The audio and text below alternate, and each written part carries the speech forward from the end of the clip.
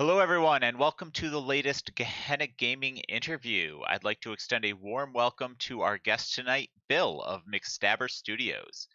Bill, or Shanky, runs the DC by Night Vengeance Waits Chronicle on Sundays at 6 p.m. Eastern Time, if you haven't watched it. And he also streams expansive board game sessions featuring games like Kingdom Death, what? Kingdom Death Kingdom Monster? Death Monster. Thank you. On a weekly basis on Wednesdays. You can find him over on Twitter at Amrith. Thank you for joining us tonight. Not a problem. It's my pleasure, actually.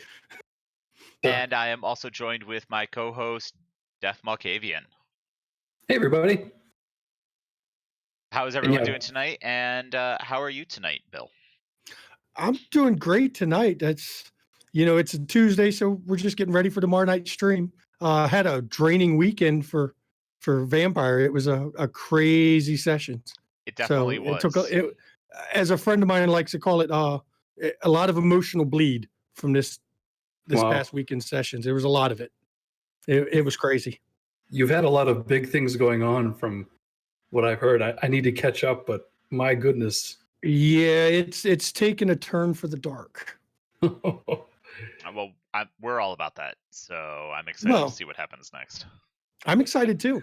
I don't even know what happens next sometimes. You shouldn't. It depends on what the players do, right? That I'm sure that'll come up at some point in this discussion tonight about the players.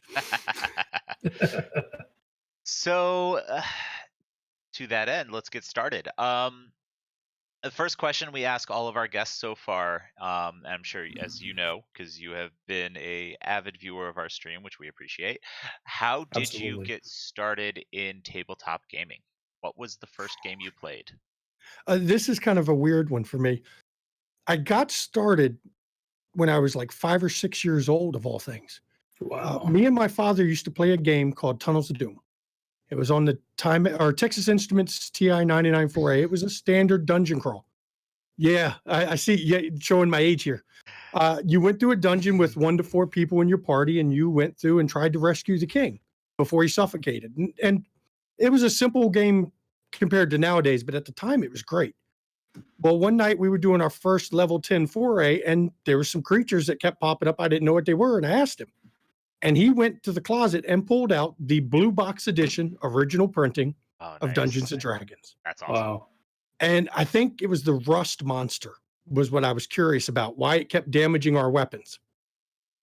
And he pulled it out and I showed it to me. I started reading it. And within a month, me at like 5 or 6 years old, I'm running a game for my friends. Awesome. That's incredible. Yeah. And that's what started it all. And from then it was just, I was always running something. Now, did you continue playing with your dad like that for a number of years? We played Tunnels of Doom all the way up until we got an Apple II. And then we started playing Wizardry. That's and good, we did the same with the Wizardry. And in the Bard's Tales, me and my father played like the computer RPG games all the way up until I left for the Army, actually. Normally he wanted me to drive, as he'd put it. And then he would just sit there and beside me. And it was funny because he would always tell me I'm playing wrong. Well, yeah, that's what dads do. Right. You're doing it wrong. You should go that way. No, we're not going that way. But I mean, I beat Ultima 4 with him, Bard's Tale with him, Bard's Tale 2 with him, me and him side by side doing them. And that's what started it all, though. He played D&D with us off and on for years. But that's a great story. What started it. And it just kept going. That's really special. I hope I have the same kind of relationship with my kids. One of them's already got the RPG bug, albeit through My Little Pony, which is strange. There's nothing wrong with that. Whatever works. If it works for getting the kids into it, I mean, you got to keep the tradition alive and the gaming alive. Oh, absolutely.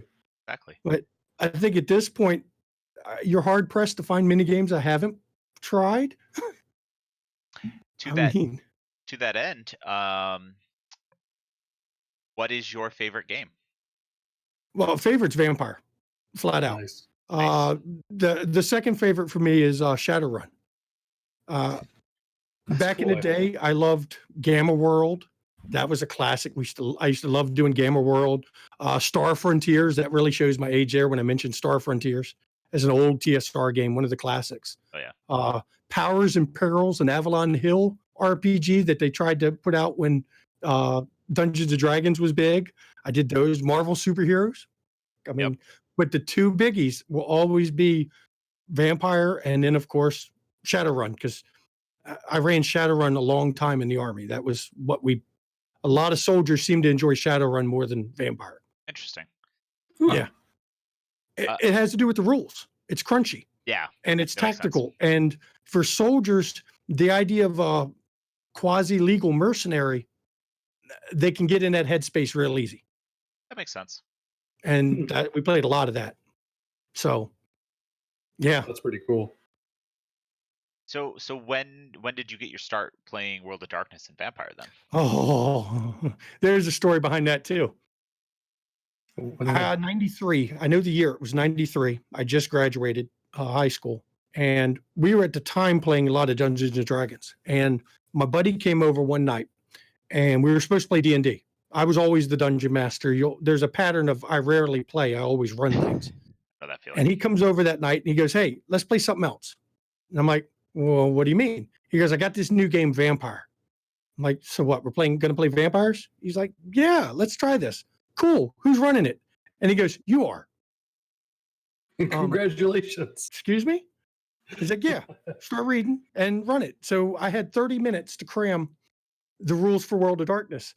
And that's actually where my rather odd Session Zero method has come about, which if you look on the Twitch and the YouTube, I go into detail with this unique Session Zero. And it actually came about because when you have 30 minutes to cram a rule book, you skim over some sections. And I got what I thought was the big important parts of Session Zero and went on from there. And it turned out I made a whole new Session Zero out of it. I mean, that's perfectly fine. I mean, I've watched your Session Zero, and I think it's a fantastic way of approaching it, particularly with the new way of building characters in V5. So it makes a lot of sense. Yeah, it worked great, but yeah, it was all an accident. Something I discovered because I was given a book and told, "Oh yeah, you're going to run it in 30 minutes." And we did play it. 30 minutes later, we were making the characters with my rather different Session Zero method. And by the end of the night, we had already had one killed by the prince, because this is the Chicago was the only setting released at the time, Chicago by Night. Yep. And it really, you went through the one that came in the book. The V1 book had a scenario at the end. And it was the prince's party, and you went there and you were supposed to be being introduced. Well, this guy read the Bruja out of the book, and they're the rebels, anarchs. And he's like, "Okay, I know what to do." He went down and he put a timer to blow the power on the prince's mansion. And then right in the middle of the party, the power gets cut. He stands up and screams, "I did it. Rise up, my brothers, and overthrow this false tyrant." Right in the middle of the prince's party. That ended with his death and him making a new character that night because, well, there's no way the prince would tolerate that. No. I mean, I was like, dude, you need to tone back the rebel anarch thing just a bit. But that's what started it all. And Vampire really was my favorite pretty quick after that. Very nice. Very nice. Sorry. Yeah, how'd that work out? Not too good. That's right. It did not work out well for him. Exactly. I laughed the whole night. I still to this day tell that story to new Vampire players as an example of what not to do. Nice. Be subtle. That's a very good advice in Vampire. Yeah. So obviously you've been playing Vampire for a very long time. Then we're talking what 25, 26 I did, years. but didn't. I took a break. I played up until 99. I played all RPGs, mainly Shadowrun and Vampire, up till 99. A lot of D&D before that. When I got out of the Army in 99, we had a problem. All my players were gone because I wasn't in the Army. Yep. And I didn't play again from 99 until the beginning of 2019. And that's all because of LA by Night. Nice. I saw the LA by Night the first season, about 3/4 of the way through. I caught a bit of it, and I got hooked. And then my wife comes downstairs, Relyn, she plays Lily on our stream. She comes downstairs, sees me watching it, and goes, "What's that?" And I'm like, "Oh, it's LA by Night. It's Vampire." She's like, "What do you mean Vampire?" I said, "It's Vampire." She goes, "Is that one you told me where you're playing vampires?" Yeah. And then she started watching it and she got hooked. And she's like, "I want to play this." She had never played an RPG ever. And she's like, "I want to play this." And I'm like, "Okay, well, I could dust off my storyteller, skills and I could start running a game again. Just got to find the players." And that's what started it all. That was about February when we started playing. Awesome. And from then on, it is what it is. She's hooked. I'm back in the groove of it. So I missed all that V2 revised edition, Yeah. D20 edition. I missed all that. Yeah. Wow. That's because I got my start with V2. I started in '99. That's pretty interesting. How do you feel? I'm gonna break off from our pre-planned questions. How do you feel that the rules have adapted, jumping straight from V1 to V5? I like a lot of the changes. There's a few that I disagree with, and I house rule around it, which is fine. But the overall mechanics change, I think, has become a very modern version. I think Def Malkav here is locked up. Yep, that's okay. We'll let him pop back but in a second. I like a lot of the changes they did. I agree with the whole idea behind V5. As it was, they were not going to get new players really anymore. Right. It was dying. I mean, you can't say it was dead because there were some new players coming in, but not as fast as players left the hobby. So you needed a new set of rules for a new angle written in a more modern style to try to get new players in and to revitalize the game. And I think it's worked, judging by how many vampire streams I see now compared to 3 years ago, 4 years ago. There was none. Absolutely. Really. Yeah. It's a big difference. So I guess that was a success for their part. And I love a lot of the mechanics. Yeah, you're 100% correct. And I think that it's interesting to note that they tried doing that with New World of Darkness, which eventually became Chronicles of Darkness, and it didn't take off as well. But I think that's entirely a timing issue because tabletop RPGs weren't as popular. They were in a major decline when they tried to launch. Oops, sorry about our video. He'll be back, folks.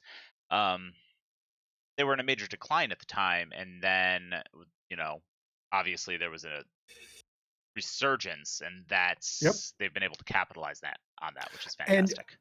And the funny part, the thing I think, I'm splitting. It's okay. I don't need all of me. We can do half of me on the stream. I'm cool with it. The funny thing is, we can thank honestly things like Critical Role for that. Yeah, exactly. Precisely. Critical Role really did bring. I'll give them credit. I don't watch it as much as I probably should, but I'll give them credit for bringing a whole group of people that generally would never have watched or cared about playing role-playing games into it. Right. They built it, and then LA by Night comes out, and a whole bunch of people who probably never would have known about Vampire sees LA by Night, and the timing. It was all in the timing. V5 came out at the perfect time. Precisely. Acquisition Inc. Yep, there's the other one. Yep. And even the rise in general of things like Geek and Sundry has helped a whole lot. They absolutely have, and I think it's important to note that their success has been paramount to building the industry back up and giving us some amazing improvements in tabletop gaming. We have a lot of new games coming out via Kickstarter and via Drive-Thru RPG that we wouldn't be getting if it wasn't for. And the quality, the production quality value on their streams are great too. So it draws people who may not have wanted to see a role-playing game like We're Live Frontier. The production quality on that, even if you weren't a fan of the system, you wanted to watch it to see what they were doing because it was just the way the sets, and I mean, it was great. Which I personally actually love both We're Alive, the podcast, and Outbreak Undead, the system. So that one was fantastic. I'd never heard of the system when I first watched We're Alive Frontier. It's not popular, and I'm surprised that they selected it for it, especially because with what's the new show that they're doing? Undeadwood. They're using Savage Worlds. Yeah, for a similar themed show.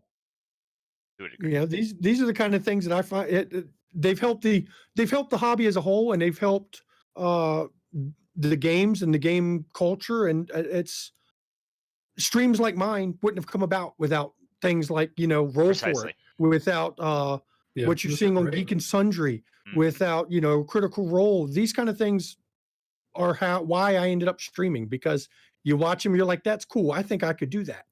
Right. And we're so glad you did, because it's so much fun. Well, that was my wife's reasoning. She just wants to share it with everybody, and I love sharing it, but I enjoy the telling of a story. And that's a lot of the same reason we got into doing the things that we do.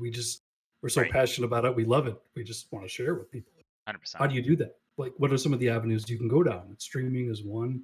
Doing all the crazy stuff me and Rav do, but it's a community that seems to always benefit and grow each other. Yeah, it's one of the best fan communities I've been in. That's actually that touches on the same reason why you hear at the end of each of my streams, I'm always shouting out other channels. I've had people actually ask me about that. They're like, they don't normally see other channels doing that. At least not many do that. But we're trying to grow the community as a whole, not just our channel. Yeah, it's not a competition if you love the genre and you love it. I don't look at other channels as going to take viewers from me. You'll watch what you want to watch anyway. Right. And it's about growing the hobby and the community, because if you like what I'm doing, maybe you'll like this person, or if you don't like what I'm doing, but you like vampire, maybe this person is your style. And that's how you get the word out. And exactly, that touches on that whole philosophy we have behind, McStabber Studios in a lot of ways, is sharing it with the rest of the gaming community as a whole. And Gehenna Gaming, now that, we've been enjoying being part of your group, because Discord's fun. We love having you. You guys all have the same heart and passion and view of the entire thing as we do. It's two peas in a pod. Couldn't be any more true. Absolutely. It's been a blast. Yeah. I mean, as soon as we were like, hey, we're gonna interview McStabber, it was like, so great, we're just gonna be hanging out with them, talking like we always do. Pretty much. But a lot of people don't get to hear that kind of stuff, because it's true. If they're not on the Gehenna Gaming Discord, why not? That's they should be, and then they could get involved in it.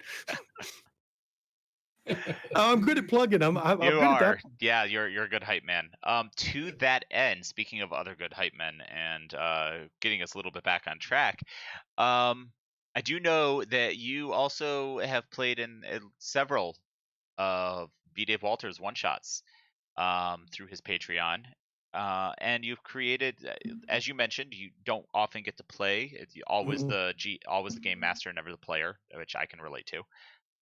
But you have made some very interesting characters for his games. Why don't you tell us a little bit about those characters? I've made 2 different characters for his games.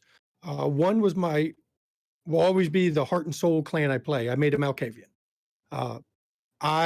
That is my clan. It will always be my clan. I made a Malkavian, Dr. Samuel Ludlow, and you'll see him now on DC by Night.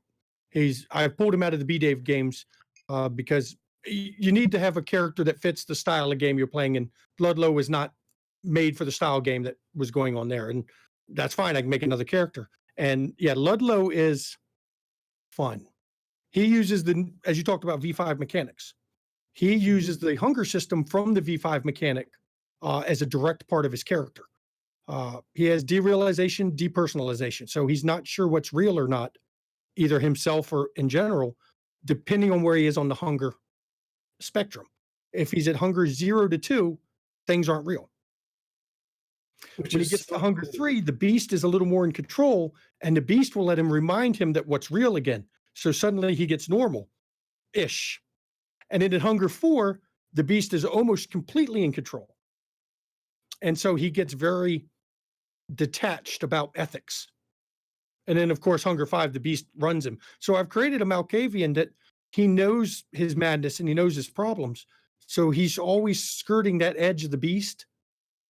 But at the same time, he knows if he feeds, he loses himself. He sinks underneath that wave. But if he doesn't feed, the beast wins, and then he goes in frenzies. So it's a tragic character. It's fun to play, though, because I go through the whole range. When you see me at hunger 2, I'm, no, this can't be real. You're not there. No, that's not there. Oh. But then as soon as he hits 3, you'll see him loosen up, straighten up his outfit, and pull his thing up. And he normally comments about why is his clothes always messed up.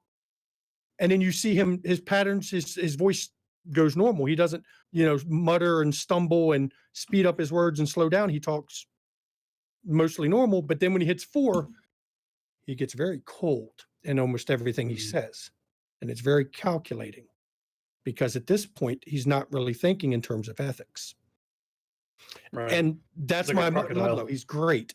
Nice. Yeah. But since he didn't fit, I made a ministry character. First time ever. I've never played a Setite. Never even, because when I quit playing and when I came back, never even had a Setite in my game. But I made one to play with B. Dave. Nice. The ministry. And he is the Reverend.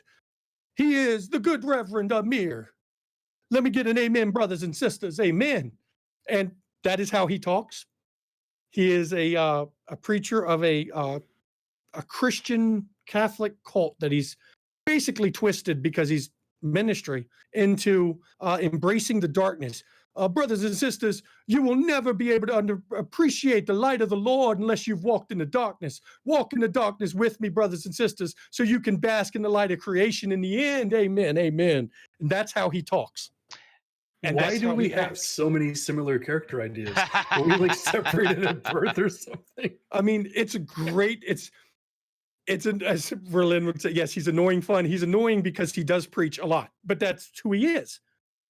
His backstory is he actually was embraced in Atlanta the night Atlanta burned. He was Sherman's spiritual advisor. Spiritual advisor. Yeah. He's the one who convinced Sherman to burn the South. Wow. And he was embraced because it was noticed that he was a corrupter by Ravana, which if you look at DC, DC by Night and the source book, she was a canon character from DC. So she embraced him. And from there, he started joining all the cults. He will talk about Brother Jones in Jonestown. He will talk about Brother Koresh. He will talk about Heaven's Gate. He's been part of all the suicide cults through history because that's the background I built for him. As he was like an influencer that would turn these dark. And this is his first cult he's decided to lead rather than, him in the background influencing things. So that is so much fun.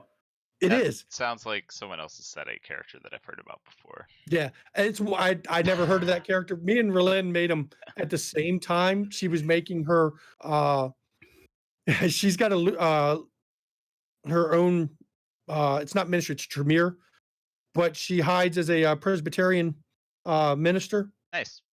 Cool. She's a Tremere doing that. So she made it at the same time mine, and it wasn't coordinated, but it was kind of, or Lutheran. She's a openly lesbian Tremere Lutheran minister. Righteous. And she plays next to the Reverend, who's doing a modified Christian Catholic-based cult. And it's hilarious to watch the two interact, much like when you see me and my wife interact in Discord and on Twitch and in game. It's a lot of banter. Fantastic. Those are the only two characters I've personally made in 20 years. Well, aside from the NPCs you play out. Well, the NPCs, and I make those, but the NPCs are never the same as the ones that I make to play. They have backgrounds, they have backstories, but when you play one, it's different. It gets a whole different thing. Element to it. Yeah, it's a whole different kind of thing. Yep. Yeah, it's more tailored to yourself and what you want. Right. 100%. It's what you can play all the time or would like to play all the time rather than one scene or one, couple scenes or, one session. Because I have favorites in DC, but I didn't make them. That's true. So on that note, what are some of the NPCs you love to play the most out of the DC Chronicle? My favorite or love to play the most, they're actually two different. My favorite DC tell us both. Character is actually Amos. He's a Nosferatu that's obsessed with people. Okay. Instead of it being what a kindred normally would be, he only cares about his people. He's great information if you want to know about kind, because that's all he cares about. And he always has a story to tell and wants to hear a story. I love him as a character, but playing Art Morgan will always be one of my favorites because he's the hippie. Like, wow, man, yeah, it's like heavy, man, because, things get so deep sometimes and you just got to you got to ride the wave and, you got to let it balance out. So your karma up here and down here, man, gets in the middle. And then I love Art. Or Dorian, he's the crazy one in the castle that thinks he's Dracula. except what Dracula he is depends on what day of the week it is, because he thinks he's all the movie Draculas at one point. We even did a Leslie Nielsen Dead and Loving It, or Dracula and Loving It. I love that movie. As you should. There was Igor at the door that had the hump on one side that switched sides, which is actually Young Frankenstein, but I didn't care because we threw that in there. That was some of the comedy, and it switched sides, and they're like, is there werewolves? And he's like, they're wolves, They're wolves. Yeah, we're playing the jokes on it. And I love Dorian, and those two are two of my favorites. And my wife is probably going to hate it when I say this, but Granger is one of my favorites. And he's one of the Malkavian antagonists that is a giant prick. He will do everything possible to screw with people in all the ways only a Malkavian can. Right. Literally only a way a Malkavian can. And they're good at it. But he also sired Steve in the game and Ludlow. They shared the sire. Wow. So that's why it's fun playing him. Those are my favorites across it. I mean, Stanford is cool, but Stanford is just great. Stanford Warwick and Nosferatu of Providence, Rhode Island, or formerly. He's just great because he's such a colossal, pragmatic bastard. He doesn't, ethics never figure in, morals don't figure in. It's what is the most expedient way to get from A to B and get him what he wants. And that's how he runs it. So he's fun, but he'll never be on my favorites like the rest of them. That's There were others that were kind of favorites, but they've died. I loved being Nathan, the spy master of DC that worked for Vitell. But one of the things I do with my characters, which is important, is while I'll write the characters, I know their backgrounds, I don't control their actions directly. It's based on their characters.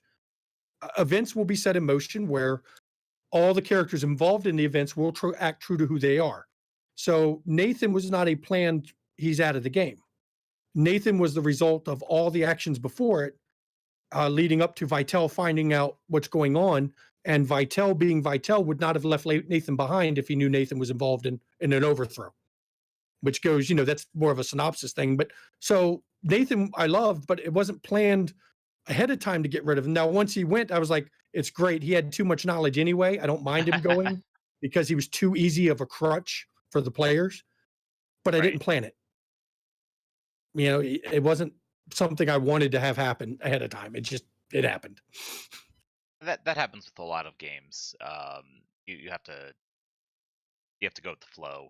Kind of like the hippie guy. Yeah. I don't plan most of the deaths.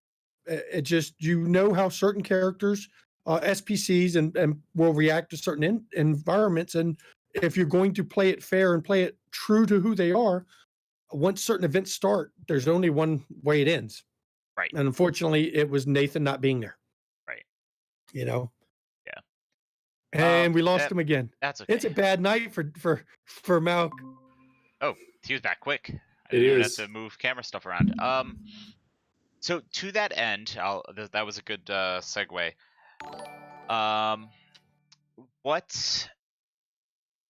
I guess give us a little bit of a synopsis of what's been going on in DC up to your most recent episode. Man, I know there's a lot going on in DC, so I there guess has been. There was about the Reader's Digest version. Actually, I know now. There was like 13 episodes not streamed. 13 game sessions that we didn't stream because one of our players kept track. But what it boils down to is the coterie lived in LA for a while. They fled LA one night due to a blood hunt being called after they were instrumental in capturing Terra, which was actually, you mentioned B-Dave earlier. It was a game run by B-Dave for us as a memoriam to my own Chronicle, which was awesome to have a guest storyteller be in your run part of my Chronicle for a little while, which was great. Yeah. And they fled to DC, and of course, Lily had a succubus club. So that's where it started. It was all around the succubus club.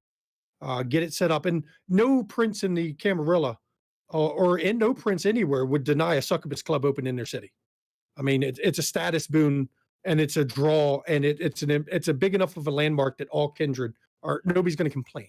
Right. So she set up a succubus club in DC, and it started off with things are kind of, simple and easy, but then there was a pattern seen by the coterie of antagonism. They were deliberately being put in a place to antagonize other kindred, the Bruja in particular. A war, they got in the middle of a war they didn't want because they didn't know they were getting put in the middle of it until too late. And then a war starts with the Tremere and the Toreador, and they're all looking around going, what in the hell's going on? And it finally occurred to them after a vision that Lily had, that somebody was pulling the strings and setting them up. And the laugh in the vision they finally matched that to an individual, which was the Nathan I mentioned before. And that's what started them down this road of Stanford. It turned out that the Camarilla would never forgive. Hence, vengeance waits. The funny thing is the players didn't know that was the name of the Chronicle until maybe 9 sessions in, because they didn't want to give it away. Nice. It was all about the Camarilla would never tolerate DC to be independent, and they'd never forgive Vitel for doing what he did, which is acting like a Ventru. The Ventru are powerful in the Camarilla. They're not going to tolerate it. So the coterie was being used to basically undermine Vitel's rule by making him look weak, by allowing all these little wars to go on and all these little petty fights and thin bloods to multiply out of control and all these little things. And it was all being orchestrated by Nathan.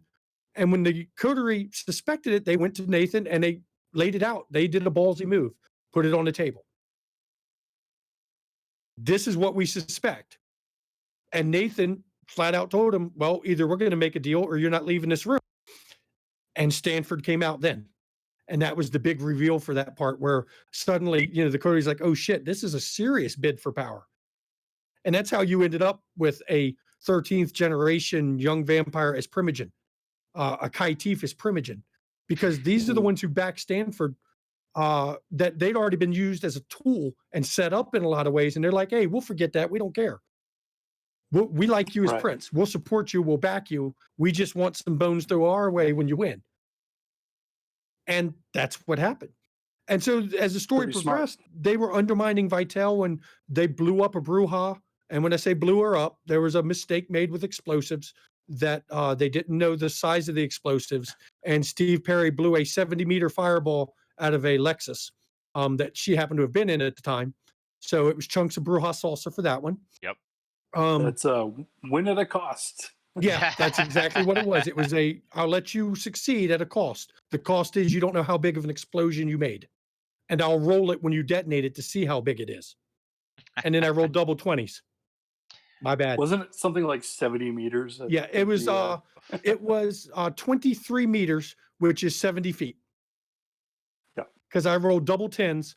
I said 3 meters plus 2d10 is the size. That was going to be the win at the cost. I just didn't tell them that. And then I rolled 10-10. I was like 23. Holy crap.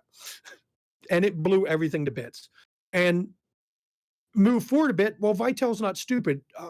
Lily likes to say he was a fool. He was weak. He wasn't. Vitel had been where he was for a long time for a reason. He figured out what was going on because he still had his own eyes and ears in the city. He knew what to look for. But he meant, if you've read Beckett's diary, he meant it. He said he will not let his city the streets run in blood again. Right. And he meant it. So when it looked like they were going to overthrow him and cause these big riots, which is what's coming up next episode, as a matter of fact, the riots are happening. He decided, nope, I'm out. And he gave a big, long speech talking about betrayal and, he won't be their Brutus, or they won't be his Brutus, and he won't be their Caesar. Because, his background is he's a Roman, of course, a guy, actually a Gaul, but he earned his Roman name. And he peaced out. He left, and he took Nathan with him. So now where we're at in the story now is the coterie was left with a series of events they set up with thin bloods, making drugs, getting mortals addicted to vampire blood and drugs, and then murdering the alchemist making it so that the drug disappears off the street. So you have the ghoul 30-day withdrawal hitting humans, and you have the effects of a drug, the equivalent of meth in terms of addictiveness, and you put that into humans, and you've got a serious problem in the city. Oh, yeah. And that's where we're at now.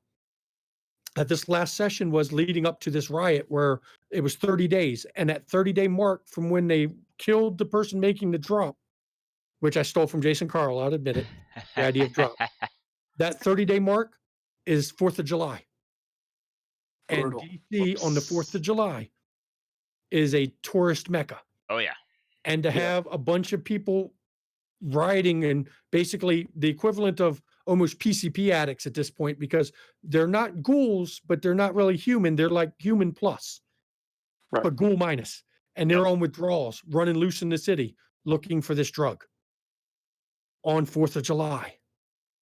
So you're looking at, National Guard. That's where we're at now. They just hit the point where here comes the 4th. And oh Lord, it's about to get bad. This last episode was very dark. I don't want to spoil it too much if people haven't caught the video on demand yet. It took a turn for the darker. And it's going to get even darker still, but it got darker than it has been. It is a half of the emotional draining part that I mentioned. It was a crazy weekend. Fantastic. But it was a great one. And that's where we're at. So yeah, it boils down to a whole chronicle of chaos. We're hitting a chapter. Mine are divided into chapters is how I look at it, like a story. We talk about threads, we talk about arcs, and we talk about chapters. Yeah. This chapter is ending. This riot marks the end of the chapter. Whole new chapter of DC opens up. And when it does, it's not going to be the same. So if you're not caught up, very catch up, entertaining. because episode 10 is going to be crazy. And it's going to be emotionally rough at times. That's the only teaser I can give. It's going to be, it was rough on me as a storyteller. It was rough on the players. A lot of emotional bleed from that playing that session. Yeah. But it was fun. I loved it. It's a great story. But So I think that's a really good segue into the next question I really want to ask. What is your favorite experience running not just DC, but any tabletop game? I've got two. One was a player I used to play with back in the Army. His name was, he was a Texas boy. And he was a Texas boy when his name was Dallas Alexander Landry. Everyone just called him Dax, but his actual name was Dallas Alexander Landry. Great guy. Dax was my boy. He played Shadowrun with me, and he made a close-range assassin, except he played it with style. So he had a pair of sunglasses he wore that played images on them of people he had killed. But when he went to negotiate with you, it would secretly record whoever he's negotiating with and randomly pose their face on some of the bodies of the people he'd killed while he's negotiating. Well, that's okay. That's deep. That's a tactic. Yeah, he had a pistol because it's Shadowrun. He had his eyes removed and replaced with cybernetic eyes. He had his eyeballs encased in steel, plastisteel, and put in the pistol of his gun. That way his eyes are always on the target. So it's in the grip of his gun. He has his eyeballs, one on each side. So his eyes are all. Oh, good Lord. And this is the kind of guy he played. Wow. And it was amazing to play with him because he played very true to what a close range, up close assassin, harsh negotiator, but he had his code of honor. He would honor a deal and a mission no matter what. Now, if you screwed him, he would still honor the deal. And as soon as it was done, he'd murder you. But he would still complete the mission and honor the deal because that was his code. That's how he lived. And it was great playing with him. He was awesome to play with. Nice. And then the other one is this DC. DC by Night is my first real Chronicle. Before I played, we played, a bunch of sessions that were linked, which isn't quite the same as a Chronicle. Right. Linked sessions in a world that's alive in a Chronicle are totally different. Absolutely. Right. So DC is really the other one. It's because it's my first real Chronicle, and I've learned some tricks along the way as I've been playing. Some mistakes I've made, I fixed them. But overall, this Chronicle has been great. And of the whole Chronicle, my favorite scene or episode is one that unfortunately wasn't on camera, and that was Vitel noping out that night. I wrote a nice, big, long speech, and he went through, about the nature of being kindred and betrayal, and about how he had betrayed Melissa, the prince before him, and it was fitting that in the end it would come to what it did. And it was just a great long, speech at the end where he just said he meant it. And, I thought the line, "I won't be your Caesar and you'll never be my Brutus," that's great coming from a Gaul turned Roman. Yeah. That's like pure him. He That's won't awesome. die like that for them. And that's my big favorite part. And in this last session, it'll be a favorite once I get over it. Once I get over this episode 10 next Once the week. emotions relax. Yeah, once I get over it, it'll be a favorite. I just have to get over it first. It's rough. So if you're listening to this, tune in next week and provide Amarath with all of the emotional support you can. Yeah, it's rough. It's after the fall. That's why we named this one was before the fall last week, and this next one is after the fall because it is the fall in a lot of ways for the Chronicle as a whole in terms of how dark it's going to be. Going forward, it won't be as lighthearted and carefree of a Chronicle we've been playing because the events they set in motion have, as I said, there's a logical conclusion. And as the storyteller, it's my job to follow to that logical conclusion. And that logical conclusion is a very dark place for everyone involved, even the other kindred of DC. It changed. And ultimately, it's the coteries' fault. When they found out about the drugs and they found out about the Thin Blood plan, there was an Archon in town. Anton, a Ventru Archon in town. They could have told the Archon, who would have put a stop to it immediately. Before the alchemist making the drugs was killed, before any of this went forward, the coterie didn't. They signed up with Stanford and said, yeah, that's a good plan to screw with Vitel. So ultimately, the darkness is on the coterie shoulders and they know it. And that's what makes it even darker. Yeah, it is. They had a choice. And the Archon could have stopped it. If anyone who saw the coronation episode will see, Anton, when he showed up, he wasn't joking around. He uses his powers in Elysium to stop a break of the rules of Elysium, and it's obvious he's a no-nonsense Archon, but they screwed up. They didn't do it. So, yeah, it's going to get ugly. Nice. And it's fun. I'm going to love it. But I just have to get over this last episode. Yep. I guess, we don't want to spoil anything, but do we have some surprises in store for viewers of DC? Yes.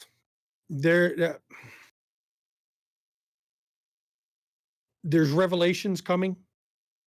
Bigger than what I talked about before in some of the older episodes. Some pretty big revelations. Deaths are coming. Final deaths are arriving. And not just the one, not just the big one that people have seen in the past. I'm not going to go into too big of details. Not the big one that was a shocker before. Some more deaths, especially given this interview. And those who watch this interview and then see the episode will understand part of why if I say it's such an emotional bleed, because there's some surprises that pertain to some of the stuff we're talking about tonight. And some of the characters we talked about tonight. And it's a big change. Things are going to be different. And so, yeah, coming forward, expect a darker DC. Can the coterie come to grips with what they've done and what they've sold of themselves for power? Steve Perry, of course, everyone sees he don't care. He'll do anything he's told. He's Humanity 5 and dropping fast. As long as he can get any power, he's fine with it. But Quartermain, he's tried so hard to be who he is, to remain human, to be the Boy Scout. Can he hold on to it in a new, darker DC? Can Locke split the duties of being Hound and loyal to the sheriff and the prince, but at the same time loyal to her own coterie? It's a conflict. Two Primogen, a sheriff and a Hound and a coterie, that's a lot of power in one coterie with a lot of conflicts of interest. Yeah.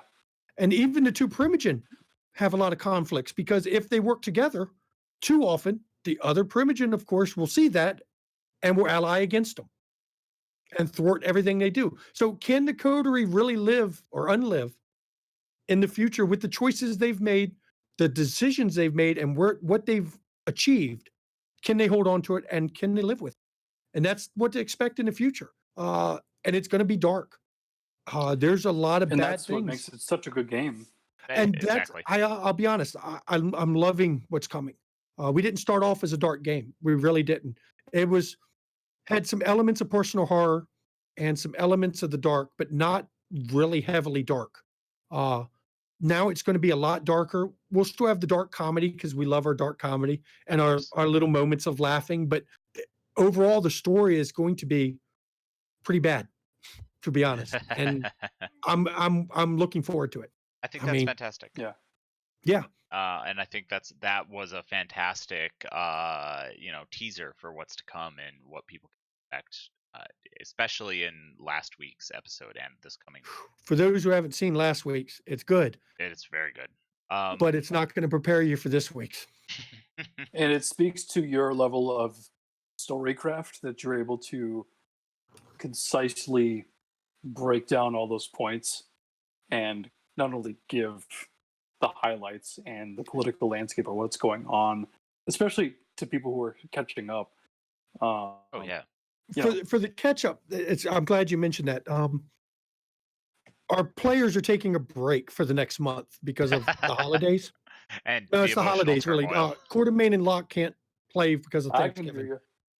In that kind of a weekend. We won't get to play again until December 14th. So after this next episode, I actually plan to do a behind the scenes or behind the screen for episodes 9 or 10.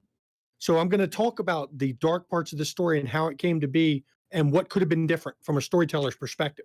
Fantastic. The different path the players could have taken that made it a different way. And then that'll be the week after. So that won't be this weekend, the following weekend. The weekend after that is a summary. We're going to do a new story so far. Good. Which covers everything that the first 10 episodes of DC by Night was. Basically an end of chapter story so far. For those who haven't seen it, that, don't want to catch up or can't get caught up, can watch this story so far to get a synopsis and then jump right in when we come back on the 11th episode and be good to go. And that way we still have our weekly Sunday games, but we can catch people up. And the behind the screens one I think is important because this was such a big double episode that for a new storyteller, I think a lot of people, even some of the ones who've been storytelling a while, a look behind what could have happened is a great thing to share. Oh yeah. Because I've gotten asked that. Well, I've even asked it to Jason Carl. What could have happened if this had gone wrong, or they had done this, or they had rolled this? Right. And not enough storytellers get to ask that of other storytellers. Absolutely true. I'm planning to do that. So after episode 10 this week and the following week is going to talk about that, the way the stories could have converged or diverged and what could have been different. So I'm glad you mentioned that about what's coming in the future, because we're going to do that. And then we're going to the story so far, part 2, basically the summary of the first 10 episodes, so that new people watching can watch episode 0 story so far, this summary, and jump right in. Fantastic. And they'll be caught up. That's a lot of fun. Yeah. Excellent. Oh, it's been a lot of fun. It's been a wild ride, but it's been fun. Great. So I'm going to ask you one more question, and then we'll take a couple questions from chat, and then we'll take a short break, and then we're going to switch gears a little bit, and we are going to talk about your approach to storytelling. Okay. But I'm going to kick that off a little bit, particularly in light of last week's session. How do you prepare to run a session mentally? What is your process for kind of getting into storyteller mode and getting ready to really destroy these kindred's lives? Part of it is this outfit. It's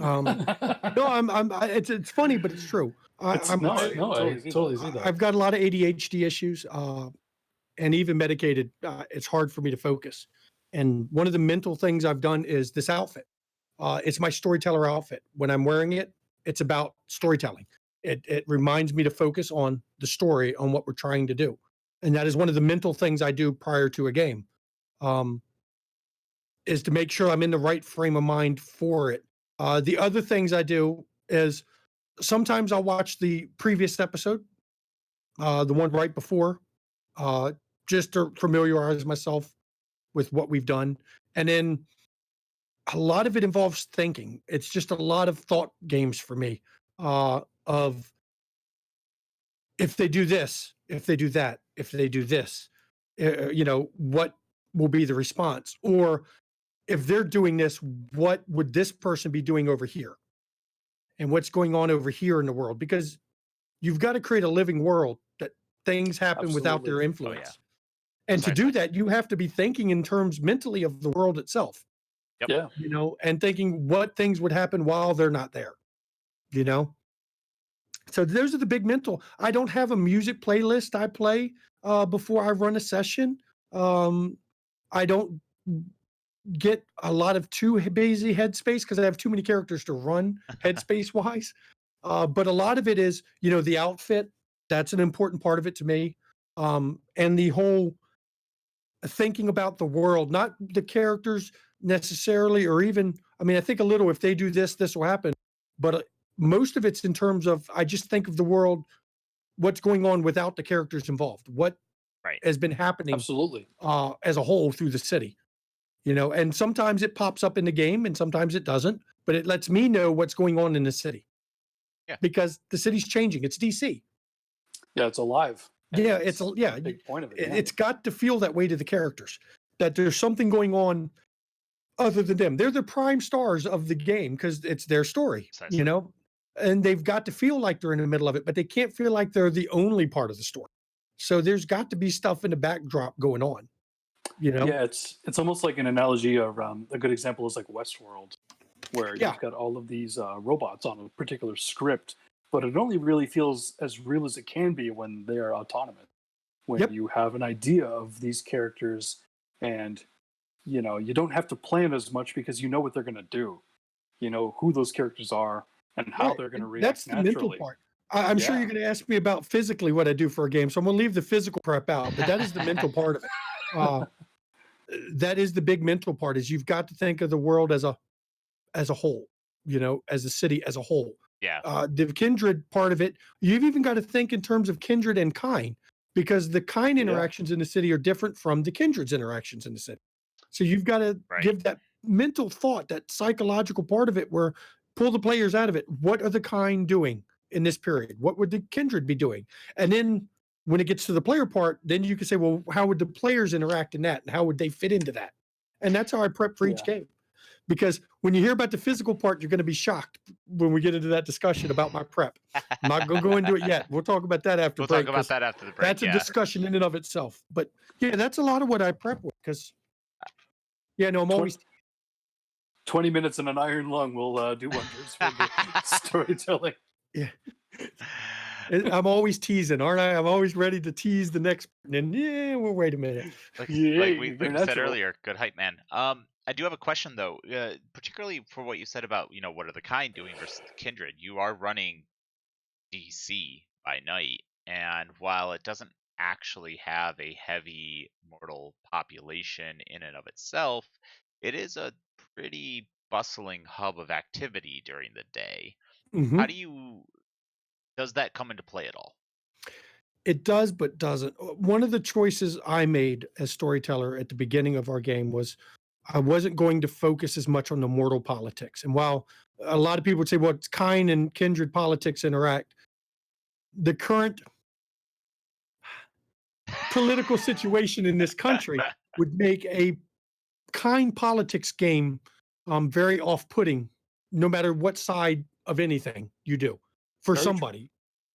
So it's easier. We're not going to focus on the kind politics. Kindred politics are bad enough. Thanks. So what's going on in the city though is a lot of what all on in the city, even without the politics. They're still maneuvering city versus federal. You know, because DC's not a state; they're a city. Yep. We've had instances of that pop up. The city versus the federal fights. You've got a lot of three-letter agencies in DC. Take the politics out of it, there's still a lot of three-letter agencies, and they Right. step on each other's feet sometimes.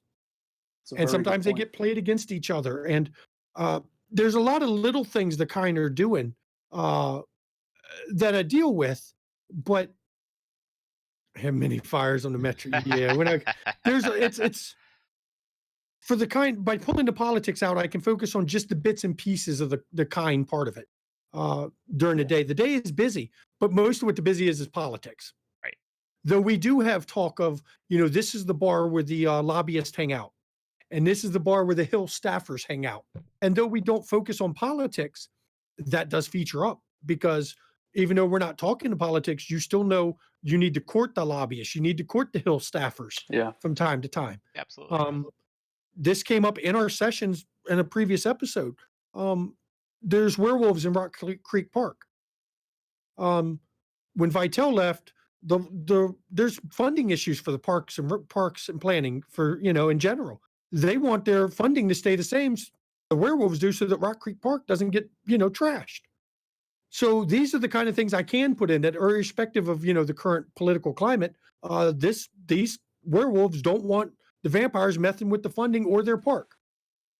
Leave it the same. Don't screw with that crap. And these are the parts you can include of the kind during the day. Nice. We've got to deal with the funding. We've got to make sure the funding goes without dealing with, the rest of the DC. I'd like to. So, is Ralph Nader a kinfolk? See, we've been very careful not to bring any of the politicians in. It's been rough because there's a number of them I'd love to make jokes about from all parties. I don't distinguish, honestly. I call out what I think is idiocy no matter who does it. I don't care. And I could, but I don't, because my table the table itself has a very diverse political view, and my viewers have a diverse political view. And if I start making fun of one, I'd have to start making fun of all of them. And even then, it's going to upset people, even if I'm equal opportunity. And I know I hate saying that I'm doing things not to upset people, but it's just being considerate of your viewers. And if we want to share the story, the only way to share the story is to do the story and not turn the story into people fighting in chat over political views. That's right. fair. And that's a good way to keep it classy. Yeah. Yeah. I mean, we'll definitely have to. I mean, we could do an entire interview with you just on that alone and talking about how to run a Kindred politics game without involving mortal politics. It's been difficult at times. I'm not going to lie. I bet. We'll save that one for a later date, though. Yeah. So we did get a couple viewer questions, and everyone in the stream, please feel free to drop some more in right now. We'll ask 2 or 3 before we take our short break. But one of our viewers did ask. Let me just scroll back up here quick because I got to remember the name of the game. They wanted to know if you had ever played. I believe it was Fade RPG. No, I hadn't heard of that one. Okay. Nope. Closest one, M ones was Marvel and Middle Earth Roleplay. Those are the only 2 M ones that I can remember off the top of my head playing. And I played the crap out of both of those for a while too, but not made. No. So that Marvel one, was that the core book? Was like the Hulk on the cover, and it was all. It wasn't a core book. It was the box set. Yeah. Okay. Marvel Superheroes Basic, Marvel Superheroes Advanced by TSR. 2 different box sets. Had them both. Because I had one of them. I just had Fantastic Four. The default adventure had like the Fantastic Four, and you had Spider-Man, and Oh Lord.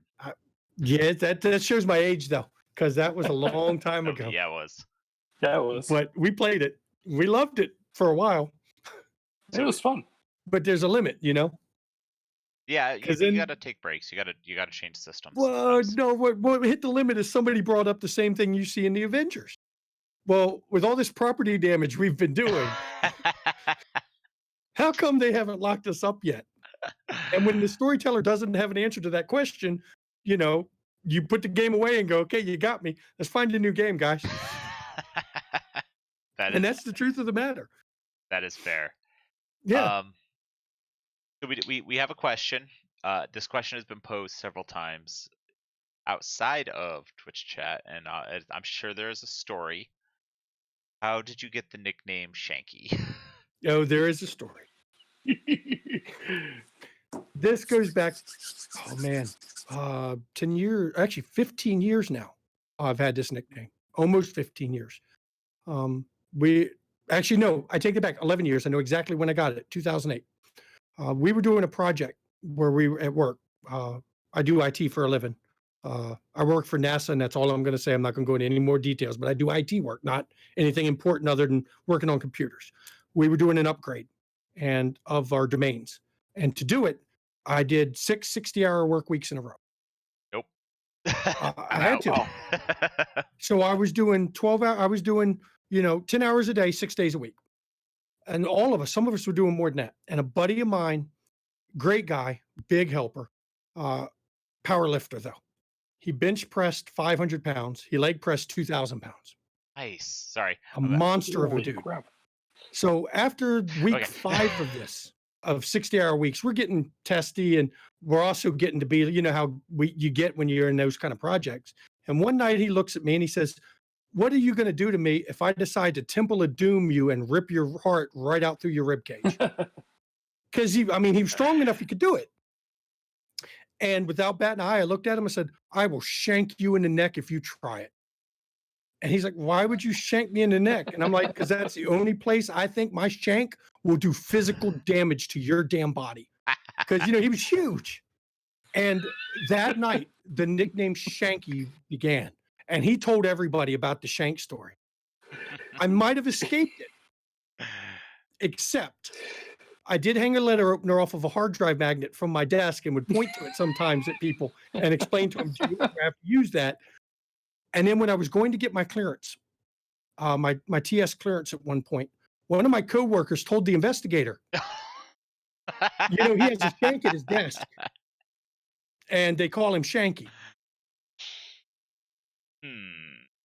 Not a story you want to share with those individuals. Right. So I got called back into the office with the investigator, and I got grilled on that one. So then I had to explain the whole joke of this dude being huge, being big enough he could literally Temple of Doom me. And this guy, me and him were boys. He helped me move. He picked up entire couches, like 70 sleeper sofa steel couches. Yeah. You know, the big, you know, couple 100 pounds ones, threw it on his back and walked out the apartments with him. I mean, he was my buddy and my boy, but I would have shanked him and he knew it. And so I had to explain to the investigator. And then when I came out of it, everyone in the office knew this guy had told the clearance investigator about me having a shank. And at that point, I became Shanky. And then the McStabber came naturally after it. Originally, it was Shanky McShank. And I'm like, "But that's just saying my name twice." And so he goes, "Okay, Yeah. you're just going to be the McStabber with it." And that's when I became Shanky McStabber. And now I own shankymcstabber.org, the domain, and I am known as Shanky online. Urian knows my wife. He knew my wife as Mrs. Shanky before he knew me as our newer name. So, I mean, it's stuck like that. And it's all because dude was joking and was going to rip my heart out through my chest.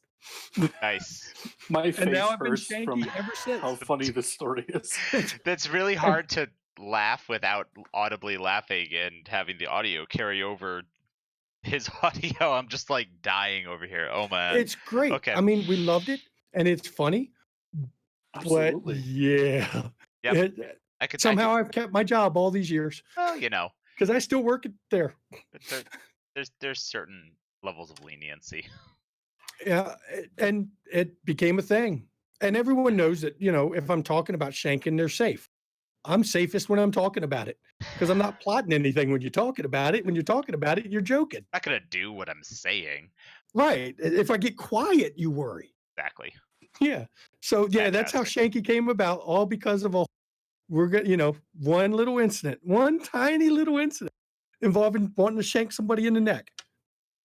I mean, this guy was a monster, though. 500-pound bench press, 2,000-pound leg press. That's insane. That's ridiculous. Yeah. Awesome. I mean, he's not even human. Great guy, though. I still talk to him. He's a great guy. Nice, one of the nicest guys you'll ever meet. I believe it. But we were just 60-hour weeks. Yeah. It takes a toll. Just think about. I was salary, so it took a toll, and I got no extra money. Oh, yeah, no. That's even. That almost got me divorced. I'm not gonna lie. I'll tell you on the side, it almost got me divorced because that was a bit rough. Yeah, I draw hard lines with my own job, writing that sort of stuff. I wasn't in a position where I could. I know. I mean, I've worked. I was hired as the junior guy, and this was not a project for a junior guy. So I took it, I did it, and by the end of it, I was known as the senior guy. Yep. Wow. Yep. So I bit the bullet. Sometimes it's worth it. Yeah, it was in the long term, but in the short term, right? It's hard. Yeah. Yeah, it was hard. All right, everyone. Worked out in the end. Yeah, it did. It did. You're still here and you're still married. Yep. All right, everyone. We are going to take a short break. Stretch your legs, grab a drink, use the bathroom, do what you need to do. I'm going to do literally all three of those things. We will be back in a few minutes to talk about Shanky McStabber's storytelling style, how he preps for games, and any questions you want to know about how to run a game like DC by Night. So stay tuned. We'll be back shortly. See you soon.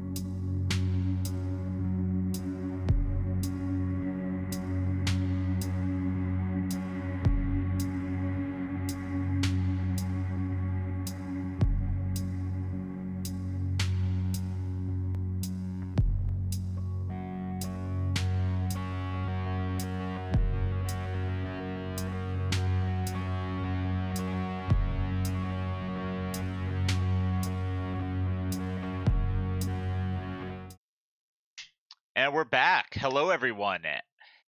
Thank you for your patience. I hope you all got something tasty to drink and were able to stretch your legs. We did much of the same. So, again, we are back with Bill, Shanky McStabber from And now you know where McStabber it came from. Studios. Yeah, now you know where it came from. Yes. The best story ever. That was a pretty good story, and I'm very jealous of that man's press, but that's a different conversation. Okay, so as a experienced storyteller, talk about the physical prep rather that you put into your games. How much time do you put into preparing for each session? How do you do notes? Do you do outlines for the session? What type of preparations do you do per session? Per session. This is where it's going to really be interesting. Little known fact, even my players, only my wife really understands this part. 80 to 85% of my sessions are improvised. Maybe as high as 90% of my session is improvised. I have a series of what I call my location sheets, basically generic places I've written down in the city that list, this is the place, this is what could be going on, these are the kindred that tend to hang out here. And I use those if I need them. But literally anywhere from 80 to 90% is all improv. Because I've learned from my players, I can't predict what they're going to do. Right. This last session we just aired is a prime example. I had something planned out. Now, for some of the bigger things, the coronation, I knew that was going to happen. So I did prep for that. How much time did I prep for that? 30, 45 minutes tops. That's tops for the whole session. Most of it, it's one of the advantages I have is I'm quick on my feet, and I can not only adapt the story by improvising, I can make it all fit into the overall arch. And a lot of storytellers can't do that. And I'll tell people, don't try that if you can't do it. Right. If you can't keep it coherent and you can't keep a overall commonality to it, don't try. You're going to hurt your game doing it. If you can, and you can rely on that, go with it. And I've been able to do it. But yeah, I don't spend much time prepping for the average session. For the riots, which is the big one coming up, actual time spent prepping for the riots, an hour, and that covers both this session we just played and that one. And most of it, which I'll go into behind the screens when I get to that episode, is determining not what's going to happen, but knowing if they go here, here, here, or here, right, where that's going to eventually lead, but not all the details, because my players are legit. No matter how well I plan, they screw shit up. I didn't expect them to figure out somebody was pulling the strings when they did. I had a whole bunch more things planned for them before they realized that they're being played like a cheap fiddle. And no, they caught that. I didn't expect them to figure out, bunches of little bits and pieces like they have, but they do. I expected the war with the Bruja to go on longer, not for one of them to get blown the fuck up and the other one, them to snitch out the Vitel. And they literally snitched out the Vitel and got him beheaded because he was building up his own little army. And rather than deal with him, they're like, hey, he's building an army. We can solve this. We'll tell Vitel. He'll kill him for building an army in his domain, and we're done with that. And they did. And I'm like, oh, there went that whole storyline. So I quickly gave up trying. I just They'll drive you crazy otherwise. Right. I've got my location sheets, and I do talk about them on my Storyteller Tips when I did that episode on Twitch a long time ago, and it's up on YouTube. Yep. But I talk about the location sheets. I've taken Mr. Gaugne's sheets. Everyone should know who Mr. Gaugne is if you play Vampire. If you don't, I'm going to drop a link to his site in chat right now. I take his Chronicle sheets, his Storyteller Chronicle type sheets, and I've modified them. I make locations.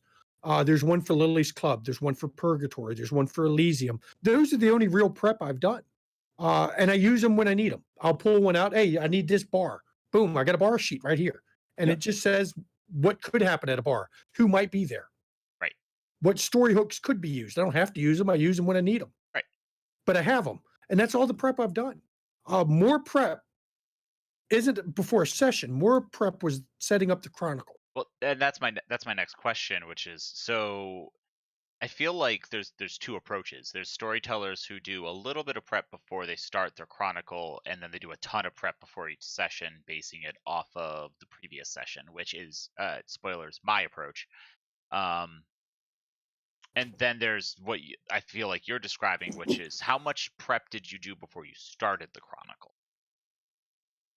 Well, a lot of it, I did a lot at the beginning, but that is also because I chose to take a V1 DC by Night source book and make it for V5. So I had to convert every single character or SPC in the book to V5. And it's not a one-to-one conversion. Right. You can't. I had to look at every single character in the book, look at the V5 meta. Would they make it to the V5 meta, knowing how Vitel was overthrown, knowing how Vitel came back, knowing that in that intervening time, it was a war with the Sabbat for DC? Would this character have survived? Would this character have survived? Would this character have survived? I had to go through all that before I could run the Chronicle. That was a lot of work because I had to update the meta and then update the characters. And then I could start building my Chronicle. So I put more in the beginning, but when you average it out, it's still not much effort. I mean, I think to prep the Chronicle to start it, 5, maybe 6 hours of effort into converting the module to V5 and making my initial Chronicle sheets, my location sheets I made. And yeah. And a lot of that is I made character sheets to convert them. I made them into character sheets, stacks of character sheets. Yeah. So that's most of it. And I know it's disappointing for some people to say he's ad-libbing it as he goes. And now every episode you see, you're going to try to figure out what of the episodes you see, which is the 10% I planned for, and which is the 90% that was ad-libbed or the 15% that was planned for. But I'm very good at weaving 8 different threads into 8 different stories and making it make sense. Yeah, I was gonna say don't try to figure it out. You won't, because any storyteller worth their salt is going to make that a seamless transition. Most of what people guess is improvised turns out to have not been improvised. Precisely. And everyone's going to find their own style and what they're natural at, and right. you know, and we've talked about that before. Yeah, try a couple different things and find what feels best for you. You know, talk to storytellers. Listen to me. Listen to Ravnos. Listen to Quentin from Near Dark. Listen to Jason Carl. Don't try to be them. Take tips from them. Yeah. Look at how they do things. See what you can use from it for your game, but don't try to be them. Don't try to mimic them, because they are who they are. I am who I am. You are you are. Everyone's storytelling will be different. And if you try to mimic somebody, you're either not going to feel right to yourself by doing it because you're like, I'm not quite hitting that level, or it's not going to be as good a game as if you just went with what you can do and how you can do it. So just, like I told Urian, when he saw LA by Night, he was the convert player that didn't want to play with us. Steve Perry. He didn't want to play. His only experience with Vampire, he'd never heard of it before when I mentioned it. The only exposure he had is I told him, look at an LA by Night episode. And he goes, I can't act like that. I can't play like that level. Oh, well, don't. Yeah, exactly. They're actors. They're doing a big thing I talk about is actual play, performance play. They do performance play. It's not an actual play. Right. It is actors doing a performance. Yes, they're playing the game. Yes, they're playing by the same rules, but they are actors doing a performance. And you can tell the difference in the two, because while both of them role play, a performance play focuses heavily on the interactions between each other. The story is secondary to the actors' interactions in front of the camera with each other and the characters that are there at the time. Right. And that's the big difference. And there's a place for that style of game. There is. I love LA by Night.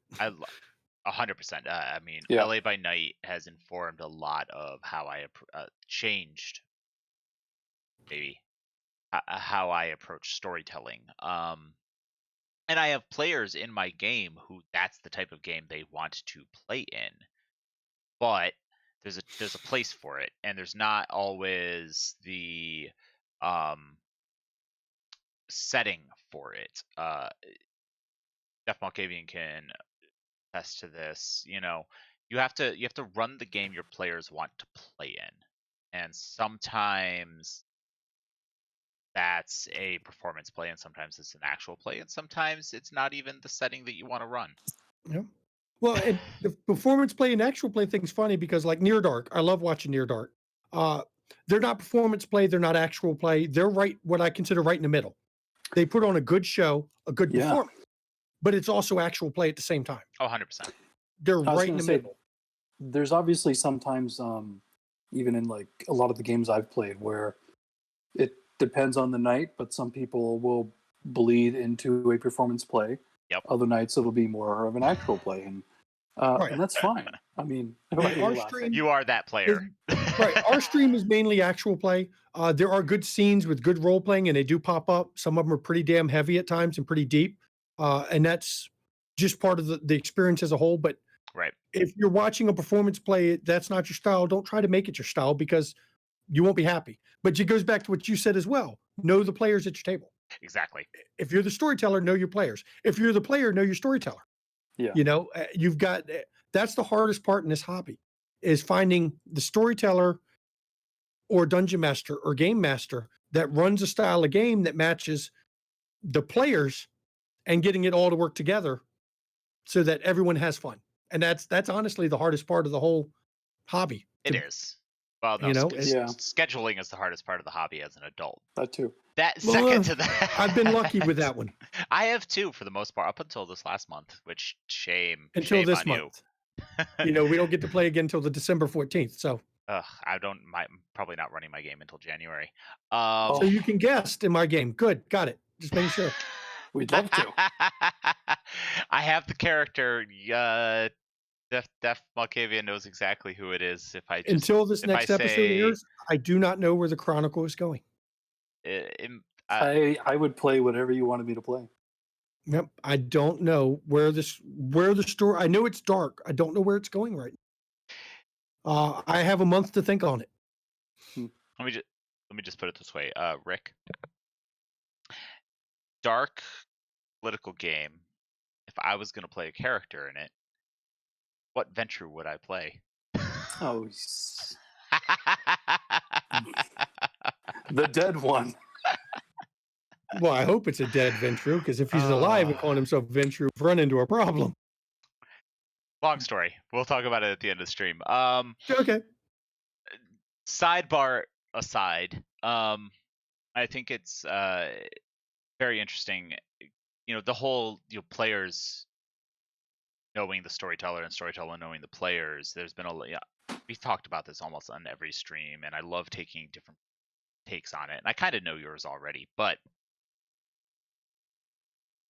the consent form, which drove a little controversy, and it's died down now, and I think people have kind of understood why it's an important piece to running a tabletop game. But the point of offering a consent form to players, especially players you don't know, is what are you comfortable with, and is this the right game for you? Because if you're not comfortable with the themes that I'm going to be using, maybe I just recommend you to someone else. The consent form I agree with 100%. It's a great thing. Yeah. We didn't use it for our game because A, it came out, to be honest. And B, everybody at this table, I've known all of them for at least 10 years, you know, 2000, about 10 years or more. So, and we had a talk, even without the consent form, we had a talk before the game started, before we started playing Vampire.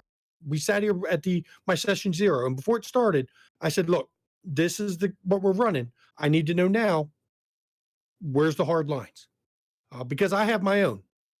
And as you probably, if you've reviewed what I've submitted for the form that you had put on Twitch, I have my own. I haven't children are one of the draw lines in my game. You won't see children abused. You won't see children killed. There's some dark things with children. We have a 7-year-old vampire that's actually 100 years old. She's just been 7 for 100 years. And that's a canon character, and it's tragic. But you won't see a child get embraced in my game. It won't. That's my hard line at the table. It's not something I'm comfortable dealing with. Yep. And it was put out there. And we lost him again. Oh, no. He'll be back in a second. It's a bad night for his net. It is. So you've got to know, Verlin has put out what I've been warned about what I'm allowed to use a Samichi for. And that's fine. I understand, even though I'm a person who generally, the only real hard line I have is about children. I'm generally not one that gets triggered easy and that kind of thing. But I also understand other people have things that bother them, and the consent form is an important part of it. If I started a brand new campaign, brand new Chronicle, I would probably involve it too with it, unless it was all the same people I've played with before. I mean, I mentioned if you want to be a guest player, I put in there that if you have a no-go or a trigger area, contact me privately. Right. Let me know Yep. so that I know ahead of time and we can make sure that it's covered. Now, granted, I'm not going to totally change my whole Chronicle for a guest player around that. I will make sure that the story that the guest player is involved in does not touch on their triggers. Right. Because there's a difference. The guest player is a guest, not a main player, and you have to take it that way. Absolutely. So That's true. but I will make sure if they're involved, their triggers aren't going to be in that episode they're in or that session they play it. And the consent form, I know it got controversy, but these days everything makes controversy. V5 was one giant controversy when it came out, So you just roll with the controversy, and it's a good thing. It's a smart thing to use. Use it. Yeah, 100%. Yeah, let the controversy roll. Use it. Exactly. I'm as you mentioned, you filled out a form for a game that may or may not be coming up. I haven't actually publicly announced it yet, but we will be launching a Spoilers. Spoilers. We'll be launching a Call of Cthulhu Chronicle or campaign in early 2020. I will be running it, and I am currently recruiting players. If you are not a member of our Discord and are interested in playing in it, let me know. I'm at Ravnos on Twitter. I will be sharing a tweet on the official Gehenna Gaming Twitter stream, Twitter feed. Those are the words. Very soon. So stay tuned for that. There's it's an interesting Call of Cthulhu campaign. It is not going to be using the Cthulhu mythos. It will be. I've only ever played one Call of Cthulhu game. Oh yeah. One. It's one of the few I've played one game. It's my personal favorite. Cool. But as I said, even if I don't get on your stream, that's fine. I'll just stalk your channel, follow and subscribe, and support you. I mean, that's all. I'll teach you a lesson. Yeah, I'm genuinely terrified of your vengeance tactics. Yeah, no, I spoiled it. But if you're not on Gehenna Gaming's Discord, I mean, seriously, why not? Right. It's just, you should be there. But no, seriously.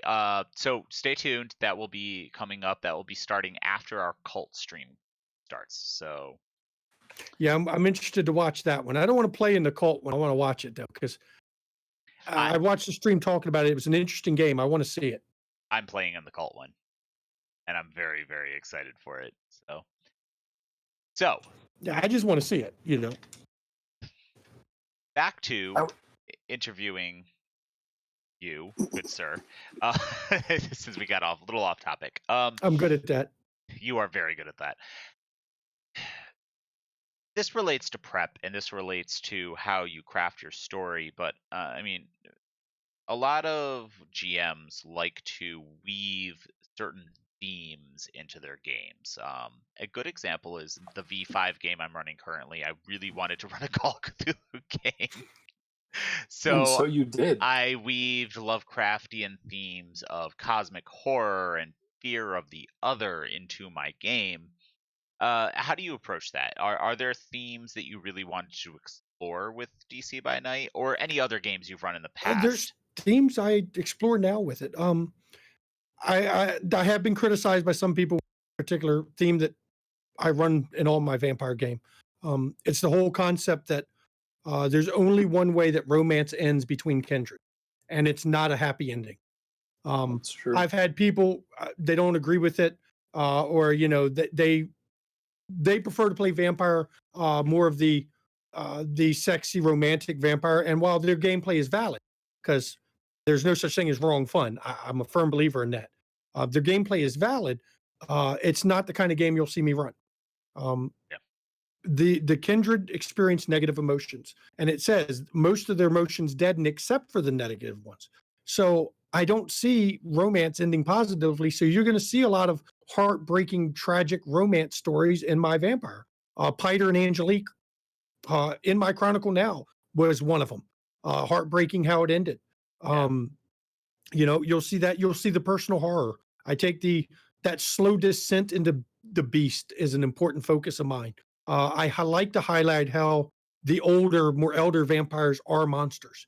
Stanford, he has no moral compunction about causing a riot that's going to cause thousands to be killed in the city to get his throne. No, not at all. There's so little humanity in that character. Right. And this is what a highlight of all the elders. For those that have seen my stream, Sybil, the child of Lasombra himself, 4th generation Sybil, is under the city sleeping. Do you think she cares about mortals? She don't even care about the kindred she's using. So you'll see a big theme of, as you get older, your monsters, and the players is about not being that monster. How long can they resist? Now we have Steve Perry, who's on a rocket ship from hell, straight down to 0 humanity. But it's a beautiful arc for him, because he started off at 7 humanity as the average guy that everyone discounted and overlooked as just, a regular IT looking guy. And here he is now at 5 humanity, and he's turned into this callous killer. He's not looking to hurt people, but if you tell him to do something, he doesn't care what it is. He's the ultimate hatchet man. You go, hey man, I need this person across the street murdered. He won't give it a second thought. He'll walk across the street and murder him, because that's the point he's hit on his own fighting the beast. And that's what my story, I love that theme. The beast, it's inevitable. You're going to lose eventually, but how long? How long can you hold out against that? Quartermain is the winner so far. He's still at 7 humanity. He's gone through a lot of stains, and he's got some everyone's hitting him. The only spoiler I'm going to give for next week is by the end of the session, Quartermain has stains. It doesn't come up in the session. You won't find out until after, but he has stains. And for those who've heard me talk on Discord, I take stains very seriously in my game. You do. Because of this theme of the beast. I do issue stains, and the stains are put on you when you violate the Chronicle or personal convictions. And even your personal convictions won't always erase a stain, because that's the game we're playing, is that fight for the beast. So those are the big themes. The fight for the beast, and love doesn't end well for a kindred. Yeah. And it doesn't matter if it's mortal love or kindred love. It's never going to end well, because the beast wins. The beast is who the beast is. And there's a story Lily's wanting to develop. Relyn, my wife, she likes Ludlow. And there's a story she's wanting to develop about Ludlow. And how would it end in the end? I don't know yet, because I know Ludlow and she knows her character. Yep. But, there's a path, a story hasn't been explored. I don't know if we're going to get to explore that story. Right. I haven't seen where Ludlow hasn't been in the story enough to know. Though he is my character I made for B-Dave, he's part of the story now, which means he has to abide by the rules of his character and who he is. Yep. So I don't know how it's going to end yet. So, but if it does end up in love, it's going to end badly. It always does. That's my kind of game. It's dark, and it's going to get darker. So that's the theme. That's the nature of the game with Kindred. There's never this happy chipper thing. Don't expect that at my table. I've seen some do it. It's valid. I've seen them play Vampian or Blade style vampire. That's valid if that's what you want to play. At my table, if you play that style, you're going to end up dusted. Because that's not the kind of game that me as storyteller enjoys playing. I'll warn you ahead of time, if that's the kind of game you want, find a different storyteller. That way we're aware up front. It's known from the beginning. But that's fair. We do combat, just not, constant. Right. Yeah, and that's always been one of my big things. Is I don't view Vampire as a combat game. I'd rather explore it as a supernatural horror, Locke is a murder political, social, supernatural Locke game. Is a gangrel built for one thing and one thing only. She has put her points into combat. When combat occurs, which it doesn't happen often, but when it does, she is amazing in combat. Oh yeah. But it doesn't happen often. And it's fine. She's fine with that spacing of it. But that goes back to knowing your players. Exactly. That's important. I've played with players that's what they want. They're like, Right, well, I'm and playing some do. vampire to play a supernatural killing machine, and I'm like, that's not the game I want to I love B. play or Dave's run. games. B. Dave games. B. Dave runs a combat heavy game. I He love it. does. Yep. And I love it to play in it. I'd never run it. That's not my style to run. He runs a combat heavy game. That's why Ludlow left and Reverend came in. Right. I still play with him. I support his Patreon. I love playing it. It's not what I would run at my table, and it doesn't have to be. You go into his game knowing what you're playing, and you have fun playing it. Absolutely. It's funny because, well, to be fair, I did a one shot with him, and you can see it on our YouTube.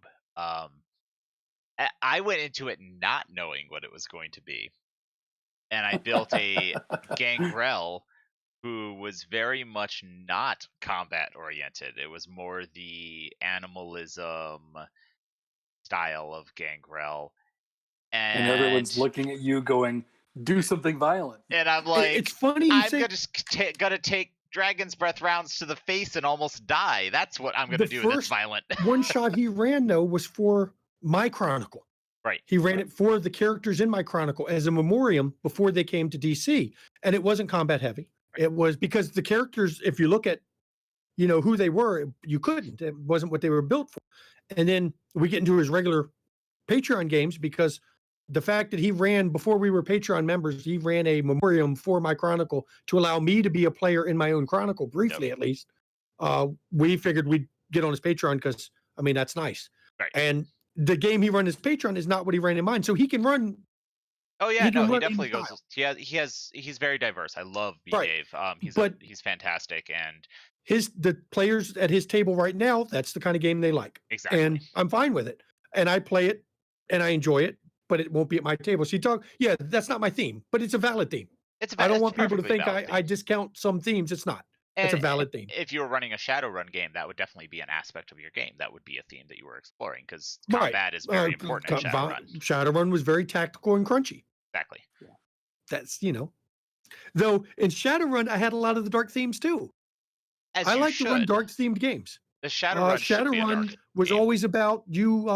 The central theme of Shadowrun is no matter how badass you are, there's always somebody better than you on the street. Exactly. And that was the theme. So no matter how badass the characters were, somebody out there could take them, and they knew it, and they were reminded of it. And that was that kind of game we played. So, talk about the themes, different games, different themes, but I always liked the darker, more. DC up until now, we haven't played a dark game. We really haven't. There have been some dark scenes. Right. There has been some dark scenes.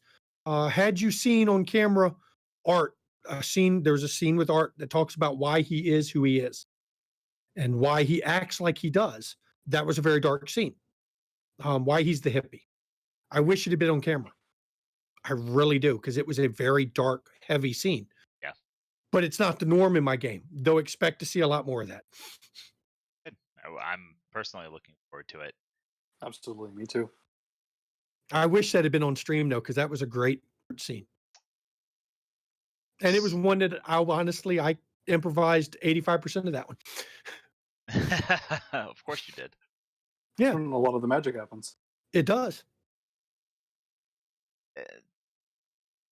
So, related to your improv and how you kind of approached that, how much do you balance? Actually, I'm going to take that a step back for a second. You have a unique style of doing character creation and session zero you've talked about, and you do them as a group. And you very much encourage your players to craft extensive backstories as a result of that. If anyone hasn't seen that, I will include a link to Session Zero on your YouTube. It's fantastic, and anyone should watch it. It is a very interesting take on a Session Zero. And if we do Chicago, we will stream the Session Zero for Chicago, just so people know. Very excited for that. Oh, down for that. So my question is, how do you incorporate the characters' backstories into your plots, and then how much of the way you run a game is plot centric versus player backstory centric? I try to weave the both together a lot of times, the plot and the player backstory, a lot of times need to work together. Central part, we'll use Locke, for example. Her backstory, she didn't know her sire. So part of the game was we needed her to learn who her sire was in DC. I wanted that part of it. And which created a whole plot. And it's not just Locke's story, but it's a lot of everybody's story that deals with Tabitha and Art and Melissa and that interplay. And then you get Steve Perry. Steve Perry didn't know who his sire was at first until we ran into Granger at Elysium. And he's like, oh, yeah, there you are, you bastard. Because he only knew him by face, not a name for him. And now Granger's become a central part to the whole plot. He's not just an enemy of Steve's. He's central to the coteries conflict. So by doing these elaborate backstories, it makes it easy for me, even improving, to interweave these backstories as the plot. I mean, we have our plot story, which in the beginning was Anarch versus Camarilla versus Independent. That was the overall theme I told them it would be. But they backed the Camarilla, so it became a Camarilla game in the end. But the parts of the story, it's driven by the backstory, but I'll be honest, most of it's not driven by me at all.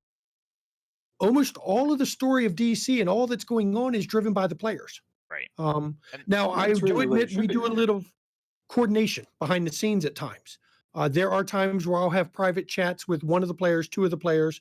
Sometimes, like with Steve, for Steve Perry, everybody in the coterie knew who her sire was, and at the scene, one of the sessions coming up, he would meet his sire.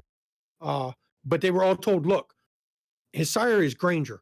Do not push the coterie to go meet Granger yet, because it was a kindred they knew about it but hadn't met. Do not push the coterie to go meet him yet. Just wait. Save that. If Steve wants to go, whatever, but don't come up yourselves to push to go meet Granger. Wait until I introduce him at a later date, because that's going to be a surprise for Steve and his character. And I'll arrange these sometimes, but a lot of what the story is driven solely by what the players are doing, what they want to do, and as I've said before, the logical conclusion of their actions. The riots were not planned in the beginning, but the riots came about when they were told to kill the Thin Blood making the alchemy.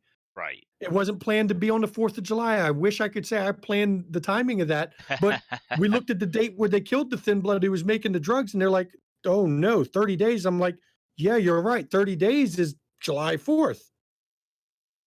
And the whole story, I mean, you talk about the plot and building. That's why I haven't prepped much, because I let them, it's their story. I'm there to throw a twist into it. I'm there to surprise them. But overall, it's their story. They've decided where it goes. They decide how it drives. And they'll come to me on the side and say, look, I want a story about this. Can you arrange that? Sure, we can arrange that. Or I want more of this in the story. Cool. Me and Relin have talked. Me and Steve have talked. Me and Locke have talked. Me and Quartermain have talked about, we want to put some of this in with their Right. touchstone. Touchstones in particular are ones I don't directly use in the story unless I've cleared it already with the player, because they're so dangerous to use in the story. They're too easy for a storyteller to strong arm the players with, because they have to hold on to them. Yep. Or they're screwed. So I try to arrange that ahead of time. Like the story about, Lily's, her grandniece, her touchstone goes to GU, Georgetown University. That's the headquarters of the Inquisition. I didn't come up with that story plot. That was my wife's story plot for Lily. And I'm like, I like it. We're going to use that. You don't know any other details than that, but that's a good detail to start with. And that gets added to the plot. And that's how I run my game. So it goes back, it's the improv, but it also goes back to looking at it as it's the player's story, not mine. It's my Chronicle. It's their story. I'll throw unplanned things. I'll throw twists in. I'll throw oddities, but it's their story. And it should be their story and treated like their story. So that's what we do. No, that's fantastic. I think that's an approach any storyteller, regardless of how you want to run your game or what themes you want to incorporate or what your players want to do in the game. I think that's a thing to consider. I think that's an approach. And it was hard in the beginning because Steve Perry and Lily had never played Vampire. Right. Steve had only played Pathfinder, Murder Hobo Pathfinder. Lily had played nothing. So you would never guess. First session or two, both of them have come a long way, and it's amazing watching them. When you consider they started in February, first time they ever played, and you watch them on stream, it's great. But when our first couple sessions, they didn't know what to do. I don't have anything to do. What should I be doing? Well, what would you do? And within 5 sessions, they picked up immediately that if I'm not telling them something to do, I shouldn't have to. Right. There are people in this world. They live in this world. They have their own agenda. They don't need me to tell them an agenda. If I don't throw something at them, they have stuff they want to go do and they'll go pursue it. And then I'm free to throw the twists in where I need to, to move the story along when we need to. But yeah, they literally, once they got the hang of it, they knew I was a hands-off storyteller that didn't railroad. They picked up their own things to do constantly. So all the stuff you see at the table now is not from me. Most of it's the logical conclusion of what they've done. Absolutely, and I think that's a fantastic approach. It works really well in Vampire in particular. It does. It's harder to do that with like Dungeons and Dragons, or even Shadow world. It's a world you're familiar with. It's a darker reflection of the one we live in, so it's much more natural for a new player. That's why I think Vampire is a great game for the newer players. And I've told people this. The modern world. You know the rules of the modern world. You know how the modern world day-to-day life is. Take that, throw vampires on top of it as a secret hidden part of the same world. You know how it works, but now you have vampires. Right. And that's what makes it easier for newer players. Steve Perry, he jumped right a couple sessions in, and now you watch him and, he's up there with the rest of them doing conniving shit, like leaving, insinuating phone messages on people's cell phones to point the Inquisition at them. You only become Primogen of the clan list if you know how to play the system. And he did. Yeah. So, yeah, it's a great game for new players. It really is. That's why I like your one shot is a great introduction to new players. Thank you.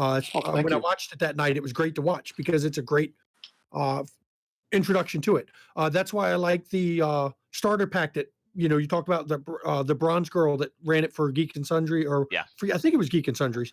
Had Jason Charles Miller on it, which I'm a big fan of. And they did that starter pack. Yeah. But hey, he doesn't want me to shank him. It's a great. It was a great intro for new players. These vampires are an amazing system. Werewolf. I'm not going to say Werewolf is as good for new players. And Wraith is for expert players only. No, definitely. Agreed. Wraith is for expert players only. Mage, similarly. Mage intermediate maybe. Werewolf is a good introduction for people who love crunchy. People who have played a lot of Pathfinder and D&D. Werewolf is a good intro for it. And it's funny though, because the thing Urian said, Steve Perry, he said he liked the most about Vampire once he got into it was it wasn't crunchy. Absolutely. He loved the fact that we went from Pathfinder where you had to plan everything out and everything was, 5 minutes of calculating to such a free form game. Absolutely. And I agree. And he's a great player for being able to adapt and switch like that. Yeah. So we do only have a few minutes left. There's a couple. I know questions. I drag it on. It's fine. We love it. The nature of having a good conversation. There's a few questions I want to ask that I definitely want to get answers to, but I do want to open up the questions to our audience. Let us know if you have anything you want to ask Bill in the chat, anything about the DC Chronicle, anything about his storytelling style, or anything you just want to know about McStabber Studios. We will ask them at the end of our list of questions. So kind of changing tone a little bit, I wanted to ask a few things about you as a person, and as a storyteller, I suppose. But if you could run a one-shot for anyone, any group of players, cherry picking anyone in the world, would you run a one-shot for? Oh, this is a great one. Matt Lillard. He'd be fun. Hilarious. Oh yeah. Okay. Jason Momoa, Jason Momoa. That's the second time he's come up. I know. Aisha Tyler. Oh, yep. Awesome. Yeah, she'd be great. She would be amazing to watch. And the last one is going to be funny, but he's great. Rory McCann. He was the Hound on Game of Thrones. Yep. Oh my god! Just to have him at the table and hear him start calling people cunt at the table, because it's the Hound. If anyone, Yep. I generally, that word's not used often at my table, but if he said it, he could just say that. That could be all he says the whole night, because he it's the gets a Hound. pass. He's really good at playing roles where he only says one word. If you've ever seen Yeah. Hot Fuzz, I know, which is one of my yarp, favorite movies. Yarp. Yarp. Oh my god! I didn't realize. it But was watching Same guy. interviews with him and Jason Momoa together, their Oh, yeah. interactions together, those two at my table would be amazing. I mean, that would just, and then my wife at the table with us, of course, she would spend half the time drooling over Jason Momoa, but to be truthful, so would I. So, because I'm straight, but he's who he is. Yeah. I mean, He's a good-looking you guy. gotta give very him charismatic individual. He is. Yeah, charismatic and just he's easy a on good looking the man. eyes. I'll give it to him. I Yes. hand it, and he could probably bench press my table. So Yeah, probably. yeah, If he gets out of line, just say you're going to shank him. I'd have to go for the neck again, because I don't think I could get unless it was a sharp shank, I couldn't get it between the muscles. Just keep in mind he's actually an expert axe thrower. So Yeah, I know.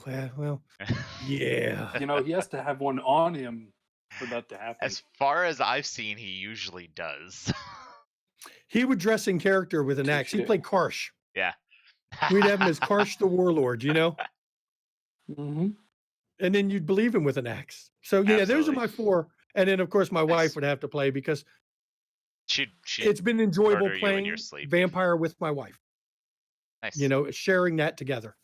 Fantastic. Even if she says I'm a sadistic storyteller who specifically targets her for bad shit. I mean, that just means you're a good storyteller. Exactly. That's right. And she's a Toreador.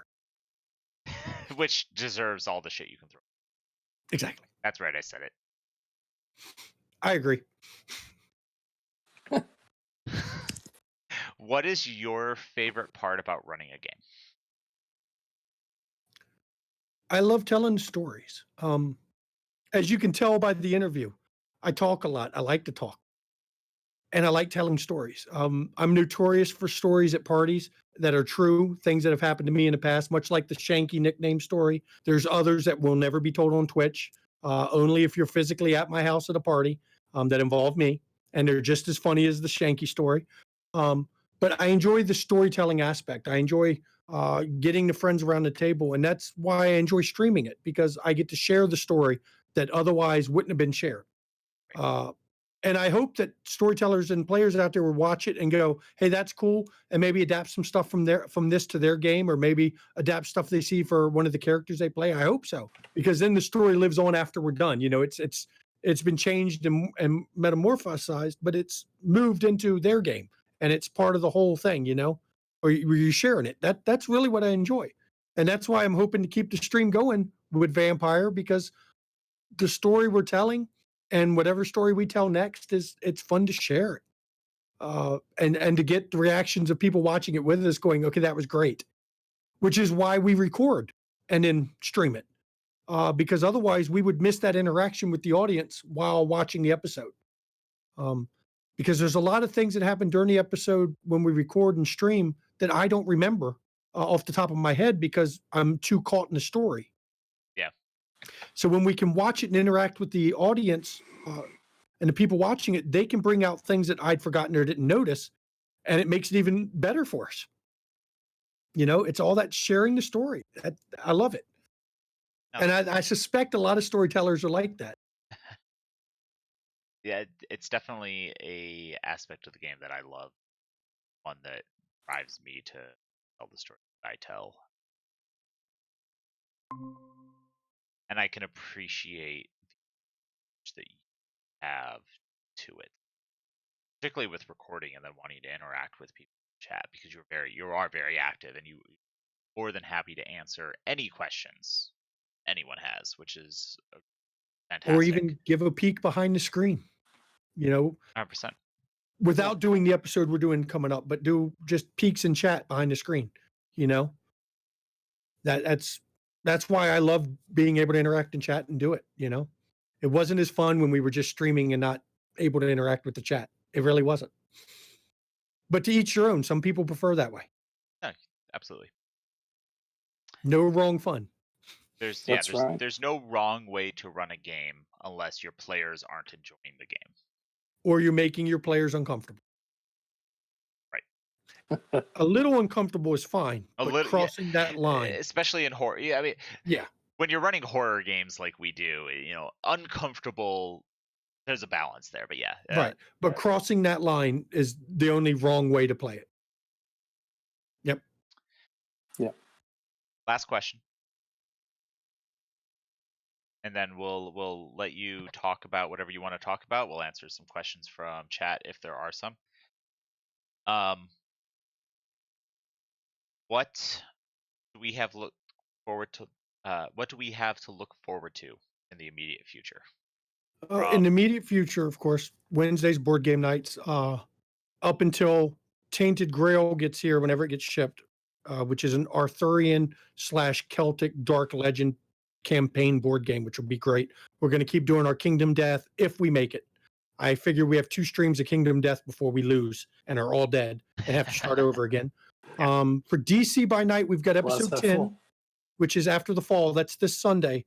But then because the players are taking a break, instead of episode 11, I'm going to do Behind the Screen on a Sunday where I talk about and interact with chat, answer questions about what could have happened in those previous 2 episodes, episode 9 and 10 of our stream, and what could have been different based on the choices the coterie made, because there's not enough focus, I think, from storytellers to help other storytellers deal with how things could have been, and to show them when you make a plan or you plan this and they do this, how do you cope with it? There's not enough resources talking about what the storyteller may have done on the backside to keep the story going.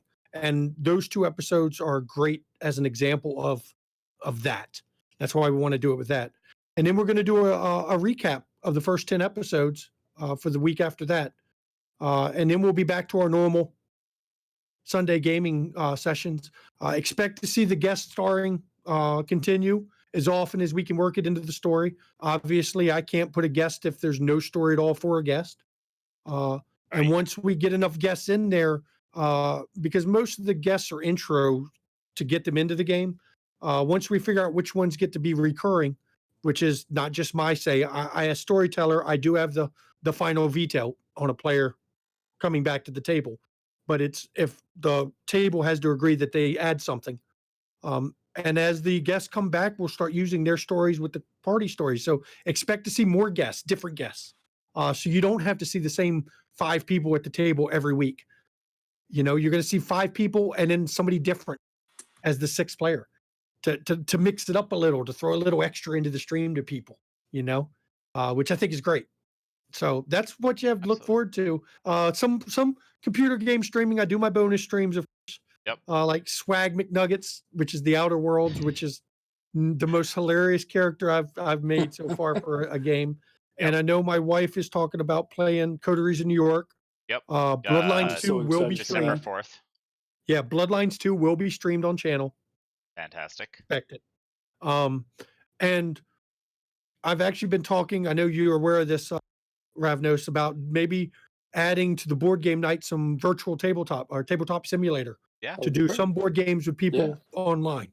Yeah. So that it's not just me and Relin at the table, since, Urian won't buy a house in my neighborhood and move close to me.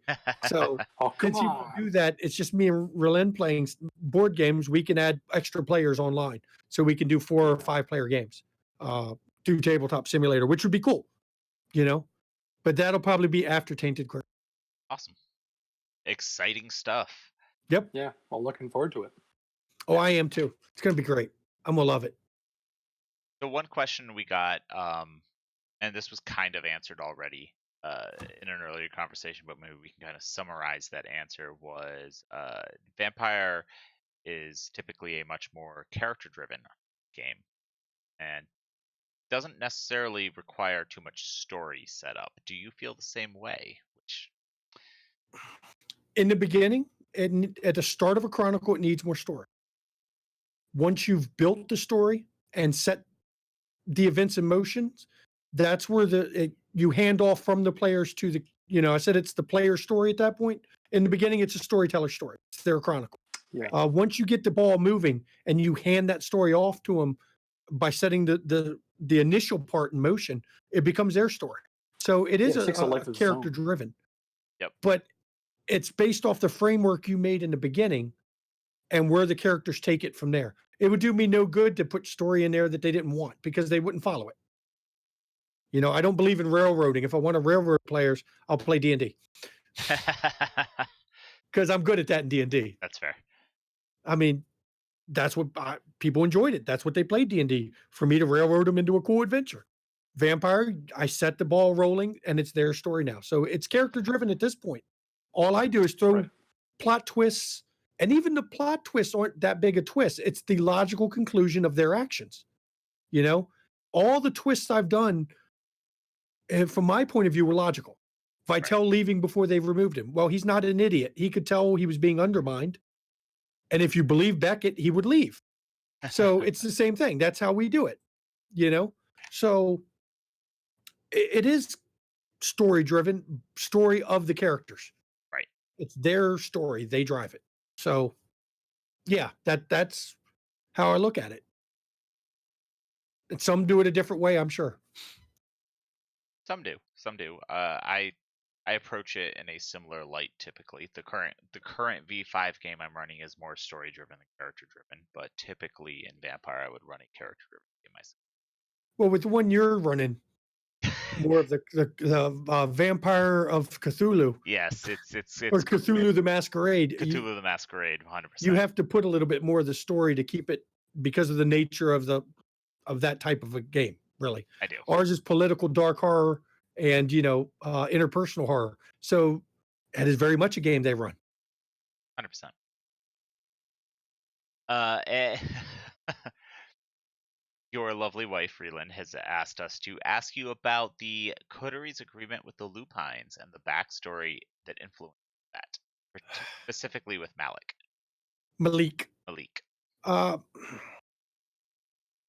DC canon had Lupine and Rock Creek.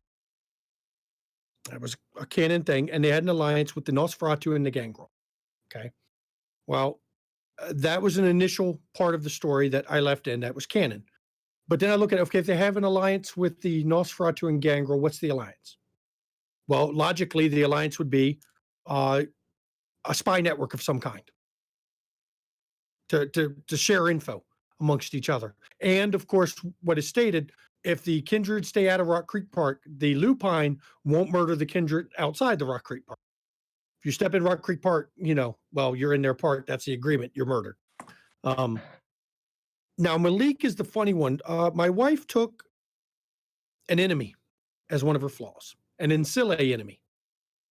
Oof. Who killed her sire. Bold choice. Yes, it was a bold choice.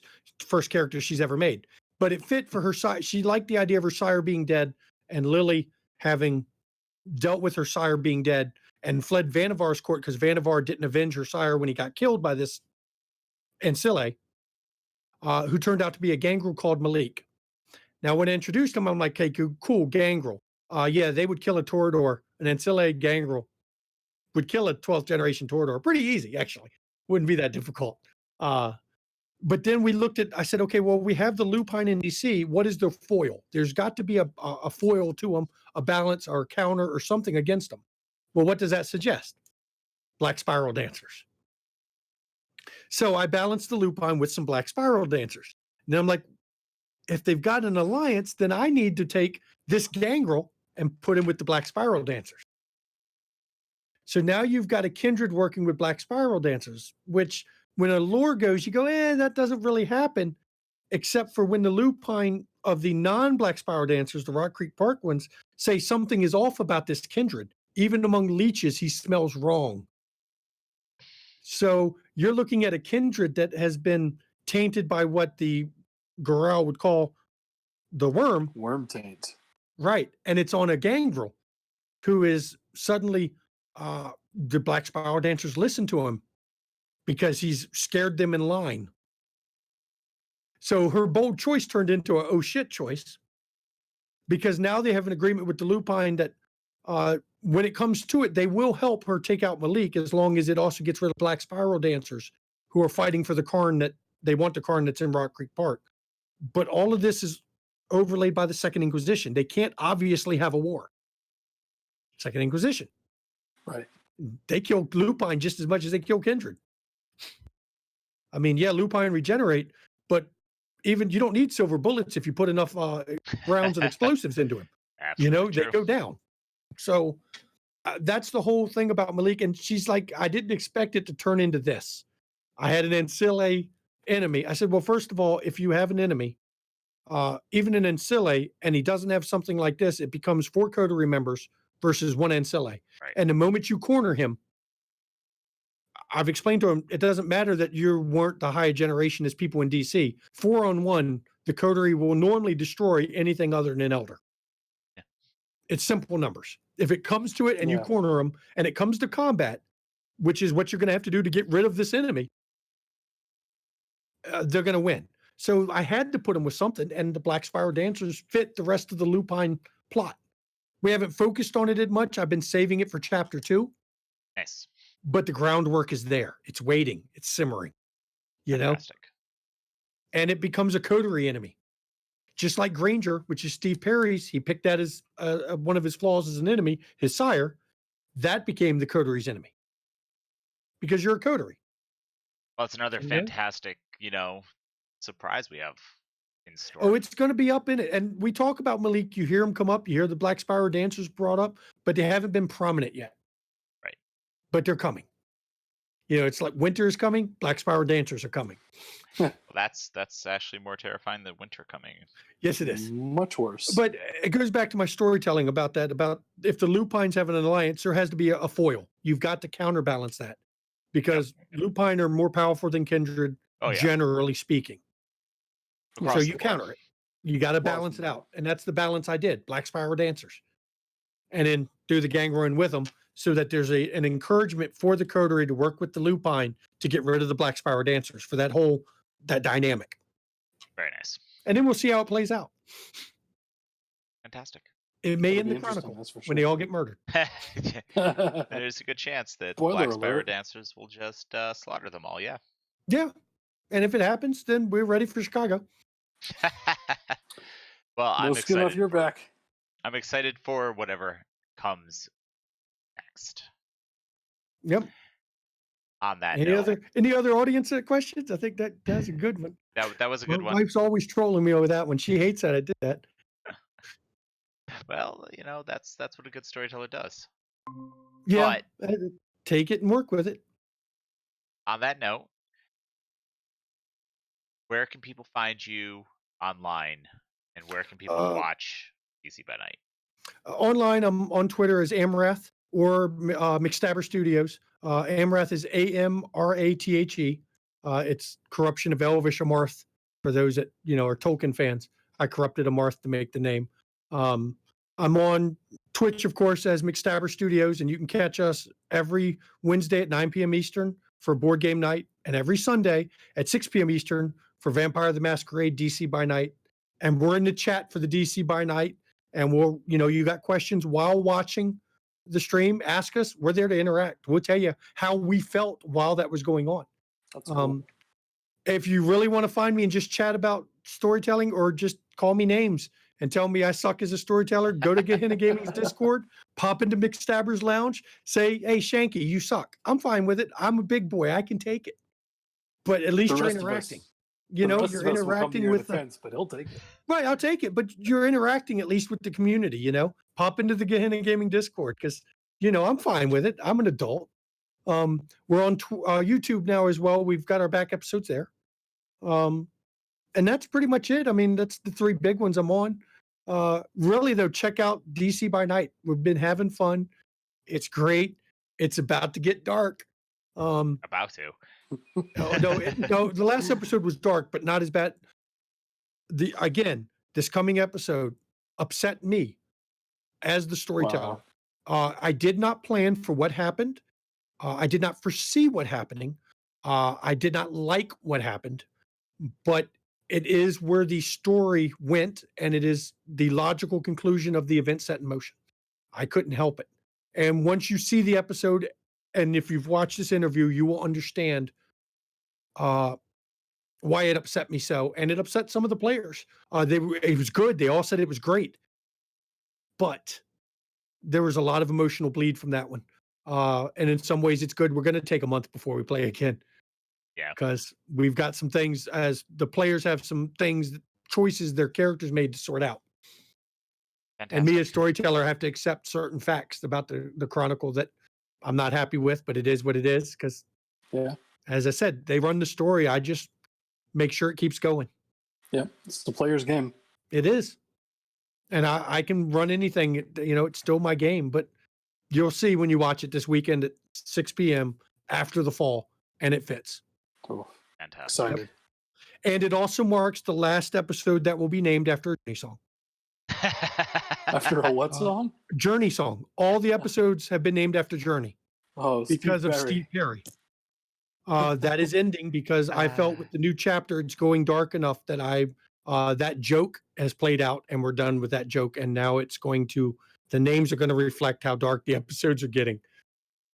Fantastic. Yes, every episode after the first is named. That. I picked up on that. I just didn't say anything. Open Arms. That was, So, I mean, parting words, and then we'll do a little bit of an outro.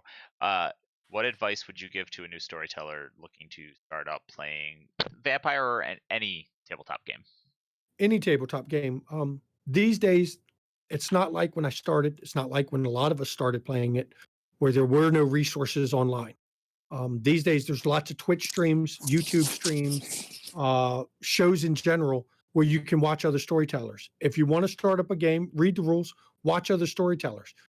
Don't try to be them, but look at how they run the game and get tips from how they run the game. Run your story your way, the way your players want to play. But use what you're seeing online as ways to help you and as a springboard to get you to where you want to be and where your story wants to go. I did it. I took a 20+ year break from games. Before I started running mine, I watched LA by Night. I watched Roll for It. I watched Blood on the Thames.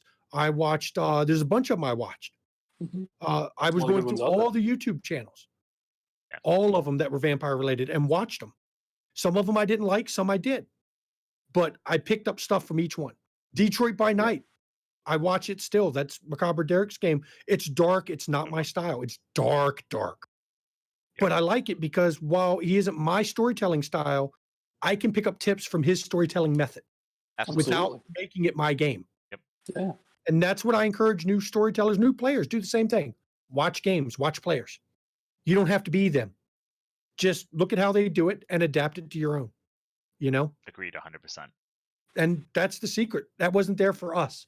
We had to learn the hard way. Yeah, we did.